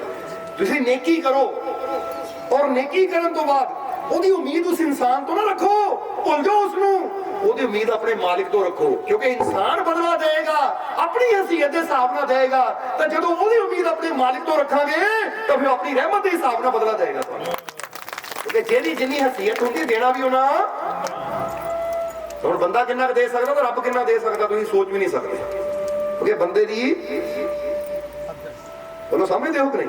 ਬੰਦੇ ਦੀ ਜੇਬ ਇੱਕ ਇੰਨੀ ਹੈ, ਤੁਹਾਡੀ ਜੇਬ 'ਚ ਕਿੰਨਾ ਕਾ ਜਾਏਗਾ? ਬੰਦਾ ਕਹੇ 10,000 ਪਾ ਲਿਆ, 20,000 ਪਾ ਲਿਆ, ਲੱਖ ਪਾ ਲਿਆ, ਉਹਨੂੰ ਸਮਝਦੇ ਹੋ ਕਿ ਨਹੀਂ? ਤਾਂ ਜੇ ਰੱਬ ਦਾ ਭੰਡਾਰ ਦੇਖੀਏ ਤਾਂ ਉਹ ਕਹਿੰਦੇ ਜੇ ਵੱਡ ਆਪ ਤੇ ਵੱਡ ਤੇਰੀ ਦਾਤ। जिदा ओदा कोई अंत नहीं, ओदी दाता दा भी कोई अंत नहीं है। बस जरूरत है अपने मालिक ते विश्वास रखने की। सो अगर जीवन च खुशियां चाहिए, जीवन च भला चाहते हो, अच्छा चाहते हो अपना, तो फिर कोई गल कहांगे कि बुरा करना बंद कर दो, क्योंकि किसी की दुखों की बुनियाद पर तुम अपनी खुशियों का महल कभी खड़ा नहीं कर सकते। दूजे ਨੂੰ दुख दे के, दूजे ਨੂੰ तकलीफ दे के, दूजे ਨਾਲ हेरा फेरी करके, दूजे ਨਾਲ ठगी करके, दूजे ਦਾ धन चोरी करके, दूजे ਨਾਲ माड़ा करके ਤੁਸੀਂ सोचो ये मैनू फायदा देगा, नहीं। ਜਿਹੜਾ माड़ा करता है ਉਹਦੇ ਨਾਲ ਚੰਗਾ कभी हो ही नहीं सकता, माड़ा ਉਹਦਾ भी होना। ਅੱਜ ਕਈ ਵਾਰ ਕਈ ਆਂਦੇ ਜੀ ਫਲਾਣਾ ਅਫਸਰ ਰਿਸ਼ਵਤ ਲੈਂਦਾ, ਇਹ ਤਾਂ ਰਿਸ਼ਵਤ ਤਾਂ ਤੁਸੀਂ ਦੇਖਦੇ ਹੋ, ਘਰ ਦੇ ਹਾਲਾਤ ਵੀ ਕਦੀ ਜਾ ਕੇ ਦੇਖੋ, ਉਹਦੇ ਨਿਆਣੇ ਦੇਖ ਲਿਓ, ਸਤਬੁੱਧੀ ਹੋਣਗੇ, ਅਕਲ ਨਹੀਂ ਹੋਣਗੀ, ਸਮਝ ਨਹੀਂ ਹੋਏਗੀ। ਕਿਉਂਕਿ ਜਿੱਦਾਂ ਦੀ ਇਨਸਾਨ ਕਮਾਈ ਖਾਂਦਾ ਨਾ, ਕਹਿੰਦੇ ਨਾ ਜੈਸਾ ਇਨਸਾਨ ਨੇ ਪਾਣੀ ਪੀਣਾ ਹੈ, ਜਿੱਦਾਂ ਦਾ ਭੋਜਨ ਕਰਨਾ ਹੈ, ਜੀਵਨ ਵੀ ਵੈਸਾ ਹੀ ਬਣਨਾ ਹੈ। ਹਰਾਮ ਦੀ ਖਾਵਾਂਗੇ ਤੈਵੇਂ ਥੋੜੀ ਗੁਰੂਆਂ ਨੇ ਕਿਹਾ ਹੱਕ ਪਰਾਇਆ ਨਾਨਕਾ ਉਸ ਸੂਰ ਸੁਗਾਏ, ਗੁਰੂ ਪੀਰ ਹਮਾ ਤਾਂ ਭਰੇ ਜਾਂ ਮੁਰਦਾਰ ਨਾ ਖਾਏ। ਉਹ ਕਹਿੰਦੇ ਗੁਰੂ ਰਹਿਬਰ ਵੀ ਉਹਦਾ ਹੀ ਸਾਥ ਦਿੰਦੇ ਆ ਜਿਹਦਾ ਕਿਸੇ ਦਾ ਹੱਕ ਨਹੀਂ ਖਾਂਦਾ। ਤਾਂ ਜੇ ਅਸੀਂ ਇਧਰੋਂ ਹੱਕ ਖਾਈ ਜਾਈਏ, ਉਧਰੋਂ ਸੋਚੀ ਜਾਈਏ ਉਹ ਮੇਰਾ ਸਤਿਗੁਰ ਮੈਨੂੰ ਬਚਾ ਲੇਗਾ ਜਾਂ ਮੈਨੂੰ ਰੱਬ ਬਚਾ ਲੇਗਾ, ਤਾਂ ਕਹਿੰਦੇ ਏਦਾਂ ਨਹੀਂ। ਕਿਉਂਕਿ ਰੱਬ ਵੀ ਉਹਨਾਂ ਦਾ ਸਾਥ ਦਿੰਦਾ ਹੈ ਜਿਹੜੇ ਦੂਜਿਆਂ ਦਾ ਭਲਾ ਕਰਦੇ ਹੈ, ਜਿਹੜੇ ਦੂਜਿਆਂ ਦੀ ਹੈਲਪ ਕਰਨ ਦੀ, ਦੂਜਿਆਂ ਦੀ ਮਦਦ ਕਰਨ ਦੀ ਭਾਵਨਾ ਰੱਖਦੇ, ਕੁਦਰਤ ਵੀ ਉਹਨਾਂ ਦਾ ਸਾਥ ਦਿੰਦੀ ਹੈ। ਇਸ ਲਈ ਇਹ ਸਭ ਤੋਂ ਬੜਾ ਨੁਕਤਾ ਦੱਸਿਆ ਤੁਹਾਨੂੰ ਕਿ ਅੱਜ ਤੋਂ ਅਗਰ ਆਪਣਾ ਭਲਾ ਚਾਹੁੰਦੇ ਹੋ ਤਾਂ ਇਹ ਕੋਸ਼ਿਸ਼ ਕਰੋ, ਕਿਉਂਕਿ ਸਾਨੂੰ ਉਹੀ ਰਿਟਰਨ ਵਿੱਚ ਮਿਲਦਾ ਜੋ ਅਸੀਂ ਦੂਜੇ ਨੂੰ ਦਿੰਦੇ ਹਾਂ। ਅਗਰ ਪਿਆਰ ਦੇਵਾਂਗੇ ਤਾਂ ਪਿਆਰ ਮਿਲੇਗਾ, ਇੱਜ਼ਤ ਦੇਵਾਂਗੇ, ਰਿਸਪੈਕਟ ਦੇਵਾਂਗੇ, ਰਿਸਪੈਕਟ ਮਿਲੇਗੀ। ਕਿਸੇ ਨੂੰ ਬੇਇੱਜ਼ਤ ਕਰਾਂਗੇ ਤਾਂ ਅੱਗੇ ਵੀ ਉਹਨਾਂ ਬੇਇੱਜ਼ਤੀ ਕਰਨੀ ਹੈ। ਕਦੀ ਹੋਇਆ ਕਿ ਤੁਸੀਂ ਕਿਸੇ ਨੂੰ ਗਾਲ ਕੱਢ ਦੋ, ਅਗਲਾ ਕਹੇਗਾ ਠੀਕ ਹੈ ਭਾਜੀ 7 ਵਚਨ, ਉਹ ਵੀ ਗਾਲ ਕੱਢ ਕੇ ਗੱਲ ਕਰੇਗਾ। ਅਜੇ ਤੁਸੀਂ ਹੱਥ ਜੋੜ ਕੇ ਬੁਲਾਓਗੇ ਨਮਸਤੇ ਜੀ, ਹੋਰ ਜੀ ਕੀ ਹਾਲ ਹੈ, ਅਗਲਾ ਜਿੱਦਾਂ ਦਾ ਮਰਜ਼ੀ ਉਹ ਵੀ ਹੱਥ ਜੋੜ ਕੇ ਬੁਲਾਏਗਾ ਤੁਹਾਨੂੰ। ਹੱਥ ਵੀ ਨਾ ਵੀ ਜੋੜੇ ਪਰ ਕਮ ਸੇ ਕਮ ਪਿਆਰ ਨਾਲ ਜਵਾਬ ਤਾਂ ਦੇਗਾ, ਹਾਂਜੀ ਮੈਂ ਠੀਕ ਹੈ ਜੀ। ਸਮਝ ਆ ਰਹੀ ਹੈ? ਇਸ ਕਰਕੇ ਇੱਜ਼ਤ ਕਰਾਂਗੇ ਤਾਂ ਇੱਜ਼ਤ ਪਾਵਾਂਗੇ, ਪ੍ਰੇਮ ਕਰਾਂਗੇ ਤਾਂ ਪ੍ਰੇਮ ਪਾਵਾਂਗੇ, ਖੁਸ਼ੀਆਂ ਵੰਡਾਂਗੇ ਤਾਂ ਖੁਸ਼ੀਆਂ ਪਾਵਾਂਗੇ। ਔਰ ਫਕੀਰਾਂ ਦੀ ਸੋਹਬਤ ਵਿੱਚ ਆ ਕੇ ਬੈਠਾਂਗੇ, ਸੰਤਾਂ ਦੀ ਸੋਹਬਤ ਕਰਾਂਗੇ ਤਾਂ ਫੇਰ ਹੀ ਰੱਬ ਦੀਆਂ ਰਹਿਮਤਾਂ ਵੀ ਸਾਨੂੰ ਹਾਸਿਲ ਹੋਣਗੀਆਂ। ਕਿਉਂਕਿ ਜਿੱਥੇ ਜੋ ਹੈ ਉੱਥੇ ਉਹੀ ਮਿਲਣਾ ਹੈ। ਗੁੜ ਖਾਵਾਂਗੇ ਤਾਂ ਮਿੱਠਾ ਹੀ ਮਿਲਣਾ ਹੈ, ਮਿਠਾਸ ਹੀ ਆਣੀ ਹੈ। ਨਮਕੀਨ ਚੀਜ਼ ਖਾਵਾਂਗੇ ਤਾਂ ਮੂੰਹ ਨਮਕੀਨ ਹੀ ਹੋਣਾ ਹੈ। ਅਗਰ ਖੱਟੀ ਖਾਵਾਂਗੇ, ਨਿੰਬੂ ਚੂਸਾਂਗੇ ਤਾਂ ਫਿਰ ਮੂੰਹ ਖੱਟਾ ਹੀ ਹੋਣਾ। ਦੱਸਣਾ ਕੀ ਚਾਹੁੰਦੇ, ਜਿਹਦੇ ਕੋਲ ਜੋ ਹੈ ਨਾ ਉਹਦੇ ਕੋਲ ਉਹੀ ਮਿਲਣਾ ਹੈ। ਗੁੜ ਦੇ ਕੋਲੋਂ ਮਿਠਾਸ ਹੀ ਮਿਲਣੀ, ਉੱਥੇ ਕੜਵਾਪਨ ਨਹੀਂ ਹੋਣਾ। ਇਸੇ ਤਰ੍ਹਾਂ ਜੇ ਪ੍ਰੇਮ ਸ਼ਰਧਾ ਨਾਲ ਚੱਲ ਕੇ ਅਸੀਂ ਗੁਰੂਆਂ ਰਹਿਬਰਾਂ ਫਕੀਰਾਂ ਦੀ ਸੰਗਤ ਵਿੱਚ ਜਾਂਦੇ ਹਾਂ, ਸਤਸੰਗ 'ਚ ਬਹਿੰਦੇ ਹਾਂ, ਤਾਂ ਉੱਥੇ ਰੱਬ ਦੀਆਂ ਰਹਿਮਤਾਂ ਹੈ, ਉੱਥੇ ਰੱਬ ਦੀਆਂ ਰਹਿਮਤਾਂ ਦੇ ਭੰਡਾਰ ਹੈ, ਖੁਸ਼ੀਆਂ ਦੇ ਭੰਡਾਰ ਹੈ। ਫੇਰ ਹੀ ਇਨਸਾਨ ਦੇ ਜੀਵਨ 'ਚ ਖੁਸ਼ੀਆਂ ਆਉਂਦੀਆਂ ਹੈ। ਤਾਂ ਜੇ ਬੰਦਾ ਸੋਚੇ ਕਿ ਸਤਸੰਗ ਜਾਣ ਦੀ ਬਜਾਏ ਇਹ ਮੈਨੂੰ ਖੁਸ਼ੀਆਂ ਕਿਤੇ ਸ਼ੋਰੂਮਾਂ 'ਚੋਂ ਮਿਲ ਜਾਣੀਆਂ, ਤਾਂ ਸ਼ੋਰੂਮਾਂ 'ਚੋਂ ਸਾਜੋ ਸਮਾਨ ਜ਼ਰੂਰ ਮਿਲ ਜਾਏਗਾ। ਅੱਛੇ ਬਿਸਤਰ, ਅੱਛੇ ਕੱਪੜੇ, ਅੱਛੇ ਹੋਰ ਚੀਜ਼ਾਂ, ਸਾਜੋ ਸਮਾਨ ਘਰ ਦੇ ਵਿੱਚ ਨਾ, ਉਹ ਸਾਰਾ ਕੁਝ ਮਿਲ ਜਾਏਗਾ। ਪਰ ਬਰਕਤ, ਖੁਸ਼ੀ, ਤੰਦਰੁਸਤੀ, ਸੁੱਖ, ਸ਼ਾਂਤੀ ਇਹ ਸ਼ੋਰੂਮਾਂ ਚੋਂ ਨਹੀਂ, ਇਹ ਤਾਂ ਜਦੋਂ ਸੰਤਾਂ ਫਕੀਰਾਂ ਕੋਲ ਬਹਿ ਕੇ ਰੱਬ ਦੀਆਂ ਰਹਿਮਤਾਂ ਹਾਸਲ ਕਰਾਂਗੇ ਫੇਰ ਹੀ ਮਿਲਣੀਆਂ ਹੈ। ਬੋਲੋ ਸਮਝਦੇ ਹੋ ਆਪਣੇ? ਇਸ ਲਈ ਹੁਣ ਸਮਝਾਉਣ ਨੂੰ ਤਾਂ ਬਹੁਤ ਕੁਛ ਹੈ, ਪਰ ਜਿੱਦਾਂ ਦੱਸਿਆ ਕਿ ਸ਼ਾਮ ਦੀ ਪਾਰਟੀ ਵੀ ਹੈ, ਪ੍ਰੋਗਰਾਮ ਵੀ ਹੈ, ਕਾਫੀ ਗਿਣਤੀ ਸੰਗਤ ਪਹੁੰਚ ਰਹੀ ਹੈ। ਔਰ ਫਿਰ ਦੱਸਾਂਗੇ ਕਿਤੇ ਹੋਰ ਸ਼ਾਇਦ ਪ੍ਰੋਗਰਾਮ ਹੁੰਦਾ ਤਾਂ ਪੋਸਟਪੋਨ ਕਰ ਦਿੰਦੇ, ਪਰ ਹੁਣ ਕੀ ਕਰੀਏ, ਲੋਧੀ ਮਾਜਰਾ ਦੇ ਜੀਵਨ ਪਿਆਰ ਹੀ ਬੜਾ ਹੈ। ਠੀਕ ਹੈ, ਤੁਹਾਡੀ ਜਲਦੀ ਆ ਗਈ ਹੈ ਪਰ ਕੈਂਸਲ ਨਹੀਂ ਕਰਨਾ, ਕਿਉਂਕਿ ਅਚਾਨਕ ਹੀ ਹਫ਼ਤਾ 10 ਦਿਨ ਪਹਿਲਾਂ ਹੀ ਇਹ ਤੁਹਾਨੂੰ ਪਤਾ ਹੈ ਕਿ ਬੱਚਿਆਂ ਦੀ ਗੱਲ ਮੰਨਣੀ ਪੈਂਦੀ ਹੈ। ਤੁਹਾਡੀ ਸਾਡੀ ਬੇਟੀ 8 ਸਾਲ ਦੀ, ਉਹਨੇ ਜਿੱਦ ਕੀਤੀ ਕਿ ਨਹੀਂ ਮੈਂ ਪਾਰਟੀ ਕਰਨੀ ਹੈ। ਕਿ ਠੀਕ ਹੈ ਪੁੱਤ ਫਿਰ ਜ਼ਰੂਰ। ਔਰ ਜਿੱਦਾਂ ਦੱਸੀ ਰਹੇ ਮਾਲਕ ਦਾ ਘਰ ਹੈ ਜਿੱਥੇ ਕਿਸੇ ਦਾ ਦਿਲ ਦੁਖਾਇਆ ਨਹੀਂ ਜਾਂਦਾ। ਇਸ ਲਈ ਨਾਲੇ ਸੋਚਿਆ ਇਸੀ ਬਹਾਨੇ ਸੰਗਤ ਇਕੱਠੀ ਹੋ ਜਾਏਗੀ, ਉਹ ਵੀ ਆਨੰਦ ਲੈ ਲੈਣਗੇ। ਔਰ ਆਨੰਦ ਵੰਡਣੀ ਤਾਂ ਦੁਨੀਆ ਤੇ ਆਏ ਆ, ਖੁਸ਼ੀਆਂ ਦੇ ਰੰਗ ਭਰਨੇ ਤਾਂ ਦੁਨੀਆ ਤੇ ਆਏ ਆ। ਇਸ ਲਈ ਬਹਾਨਾ ਲੱਭਦੇ ਰਹੇ ਤੇ ਕਿਸ ਤਰ੍ਹਾਂ ਤੁਹਾਡੇ ਜੀਵਨ 'ਚ ਖੁਸ਼ੀਆਂ ਦੇ, ਪਿਆਰ ਦੇ, ਮਾਲਕ ਦੀ ਰਹਿਮਤਾਂ ਦੇ ਰੰਗ ਭਰ ਦਈਏ। ਬਸ ਜਰੀਆ ਹੁੰਦਾ, ਚਾਹੇ ਸਤਸੰਗ ਜਰੀਆ ਬਣ ਜਾਵੇ, ਚਾਹੇ ਕੋਈ ਇਸ ਤਰ੍ਹਾਂ ਹੋਰ ਪ੍ਰੋਗਰਾਮ ਜਰੀਆ ਬਣ ਜਾਵੇ। ਬਸ ਇੱਕੋ ਹੀ ਗੱਲ ਤੁਹਾਨੂੰ ਕਹਾਂਗੇ, ਜਦੋਂ ਮੌਕਾ ਮਿਲੇ ਪਹੁੰਚ ਜ਼ਰੂਰ ਜਾਇਆ ਕਰੋ। ਫਿਰ ਸਾਡਾ ਵਚਨ ਹੈ ਕਿ ਅਗਰ ਪ੍ਰੇਮ ਨਾਲ ਆਉਂਗੇ ਤਾਂ ਬਹੁਤ ਕੁਝ ਲੈ ਕੇ ਜਾਓਗੇ, ਕਦੀ ਖਾਲੀ ਨਹੀਂ ਜਾਓਗੇ। ਇਸ ਲਈ ਹੁਣ ਟਾਈਮ ਕਾਫੀ ਹੋ ਗਿਆ ਹੈ, ਸੋ ਅੱਛਾਈ ਨਾਲ ਜੁੜੋ। ਜੇ ਰੱਬ ਦੀਆਂ ਰਹਿਮਤਾਂ ਹਾਸਲ ਕਰਨੀਆਂ ਤਾਂ ਆਪਣੇ ਮਾਲਿਕ ਤੇ ਵਿਸ਼ਵਾਸ ਰੱਖੋ ਕਿ ਮੇਰਾ ਮਾਲਿਕ ਮੇਰੇ, ਮੇਰਾ ਮਾਲਿਕ ਮੇਰੇ, ਮੇਰਾ ਮਾਲਿਕ ਮੇਰੇ, ਮੇਰੀਆਂ ਝੋਲੀਆਂ ਰਹਿਮਤਾਂ ਨਾਲ, ਮੇਰੀਆਂ ਝੋਲੀਆਂ ਰਹਿਮਤਾਂ ਨਾਲ, ਮੇਰੀਆਂ ਝੋਲੀਆਂ ਰਹਿਮਤਾਂ ਨਾਲ। ਹੁਣ ਤੁਹਾਨੂੰ ਯਕੀਨ ਆਪਣੇ ਮਾਲਿਕ ਤੇ, ਤੇ ਫਿਰ ਦੇਖੋ ਉਹ ਮਾਲਿਕ ਸਾਡੇ ਨਾਲ ਹੈ ਤਾਂ ਰਹਿਮਤ ਆ ਗਈ, ਆ ਗਈ, ਆ ਗਈ, ਆ ਗਈ। ਮੇਰੇ ਦੁੱਖ ਦੂਰ ਹੋ ਗਏ, ਹੋ ਗਏ, ਹੋ ਗਏ, ਹੋ ਗਏ। ਮੈਂ ਰਹਿਮਤਾਂ ਨਾਲ ਭਰਪੂਰ ਹੋ ਗਿਆ, ਹੋ ਗਿਆ, ਹੋ ਗਿਆ, ਹੋ ਗਿਆ। ਇਹ ਤਾਂ ਰਹਿਮਤਾਂ ਨੂੰ ਆਵਾਜ਼ ਮਾਰਿਆ ਕਰੋ ਕਿ ਰਹਿਮਤਾਂ ਨਾਲ ਮੈਂ ਭਰਪੂਰ ਹੋ ਗਿਆ ਤਾਂ ਬੰਦਾ ਭਰਪੂਰ ਹੀ ਹੋ ਜਾਂਦਾ, ਫਿਰ ਕਮੀ ਕੋਈ ਰਹਿੰਦੀ ਨਹੀਂ ਹੈ। ਸੋ ਮਾਲਕ ਤੁਹਾਨੂੰ ਹਮੇਸ਼ਾ ਰਹਿਮਤਾਂ ਨਾਲ ਬਰਕਤਾਂ ਨਾਲ ਭਰਪੂਰ ਕਰਨ। ਆਉਣ ਵਾਲਾ ਸਮਾਂ ਤੁਹਾਡੇ ਵਾਸਤੇ ਖੁਸ਼ੀਆਂ, ਕਾਮਯਾਬੀ, ਸਫਲਤਾ ਭਰਿਆ ਹੋਵੇ। ਔਰ ਇੱਕ ਵਾਰ ਫਿਰ ਦੱਸਾਂਗੇ ਕਿ 3 ਨਵੰਬਰ ਦਿਨ ਵੀਰਵਾਰ ਦੀ ਨਵੰਬਰ ਮਹੀਨੇ ਦੀ 11ਵੀਂ ਰੋਜ਼ ਹੈ। ਕੋਸ਼ਿਸ਼ ਕਰੋ 11ਵੀਂ ਤੇ ਜ਼ਰੂਰ ਪਹੁੰਚੋ। ਔਰ ਫਿਰ 13 ਨਵੰਬਰ ਦਿਨ ਐਤਵਾਰ, ਤੁਹਾਨੂੰ ਪਤਾ ਹੈ ਕਿ ਸਾਹਿਬ ਦਰਬਾਰ ਅੰਬ ਹਿਮਾਚਲ 'ਚ ਪੈਂਦਾ ਹੈ, ਅੰਬ ਸ਼ਹਿਰ, ਉੱਥੇ ਬੜੇ ਮਾਲਕਾਂ ਨੇ ਆਪਣੇ ਹੱਥਾਂ ਨਾਲ ਦਰਬਾਰ ਸੁਸ਼ੋਭਿਤ ਕੀਤਾ ਸੀ, ਜਿਹਨੂੰ ਸਾਹਿਬ ਦਰਬਾਰ ਅੰਬ ਦੇ ਨਾਮ ਦੇ ਨਾਲ ਜਾਣਿਆ ਜਾਂਦਾ ਹੈ। ਉੱਥੇ 13 ਤਰੀਕ ਦਿਨ ਐਤਵਾਰ ਨੂੰ ਨਿਸ਼ਾਨ ਸਾਹਿਬ ਦੀ ਚੜ੍ਹਾਈ ਹੈ। ਸੋ ਸਾਲਾਨਾ ਮੇਲਾ ਹੈ। ਕੋਸ਼ਿਸ਼ ਕਰੋ ਜਿਹਨਾਂ ਜੀਵਾਂ ਕੋ ਸਾਧਨ ਹੈ ਅੰਬ ਦਰਬਾਰ ਤੇ ਜ਼ਰੂਰ ਪਹੁੰਚੋ। ਉਹ ਨਿਸ਼ਾਨ ਸਾਹਿਬ ਦੀ ਚੜ੍ਹਾਈ ਦੇ ਉਹ ਰਹਿਮਤਾਂ ਭਰੇ ਦਿਨ ਤੇ उस प्रोग्राम से अपनी हाजिरी लगा के मालिक दी रहमतां हासिल करके अपना जीवन सफल बनाओ। और अंत में यही बेनती करांगे मालिक दे चरनां च कि मालिक तुहानूं खुशियां, रहमतां, बरकतां दे नाल, कामयाबी, सफलता दे नाल भरपूर करन। आने वाला समा तुहाडे सब दे वास्ते कामयाबी, सफलता, खुशियां भरिया होवे। तुहाडीआं सब दीआं तकलीफां, दुखां, दर्दां नूं मालिक दूर करन, तुहानूं सब नूं खुशियां नाल भरपूर करन। यही साडी उस मालिक दे चरनां च अरदास बेनती है। और हुण अंत विच तुहाडे सब दे अंदर वास्ते उस मालिक नूं असीं प्रणाम करदे हां। साडा प्रणाम स्वीकार करो। जय मालिक। के करा सोने सच्चे पीरो मुर्शिद जी दा, के करा मालिक साहब जोत। वीडियो अच्छी लगी हो तो कृपया इसे शेयर जरूर करें। आपके शेयर करने से अगर किसी की जिंदगी में अच्छा बदलाव आता है, पॉजिटिव चेंज आती है, तो ये भी आपकी तरफ से किया गया एक नेक कर्म होगा, एक सेवा होगी। तो वीडियो को शेयर जरूर करें और वीडियो देखने के लिए सर्व संजय दरबार कांटियां शरीफ यूट्यूब चैनल को सब्सक्राइब करें और फेसबुक पेज को फॉलो करना ना भूलें। जय माता दी।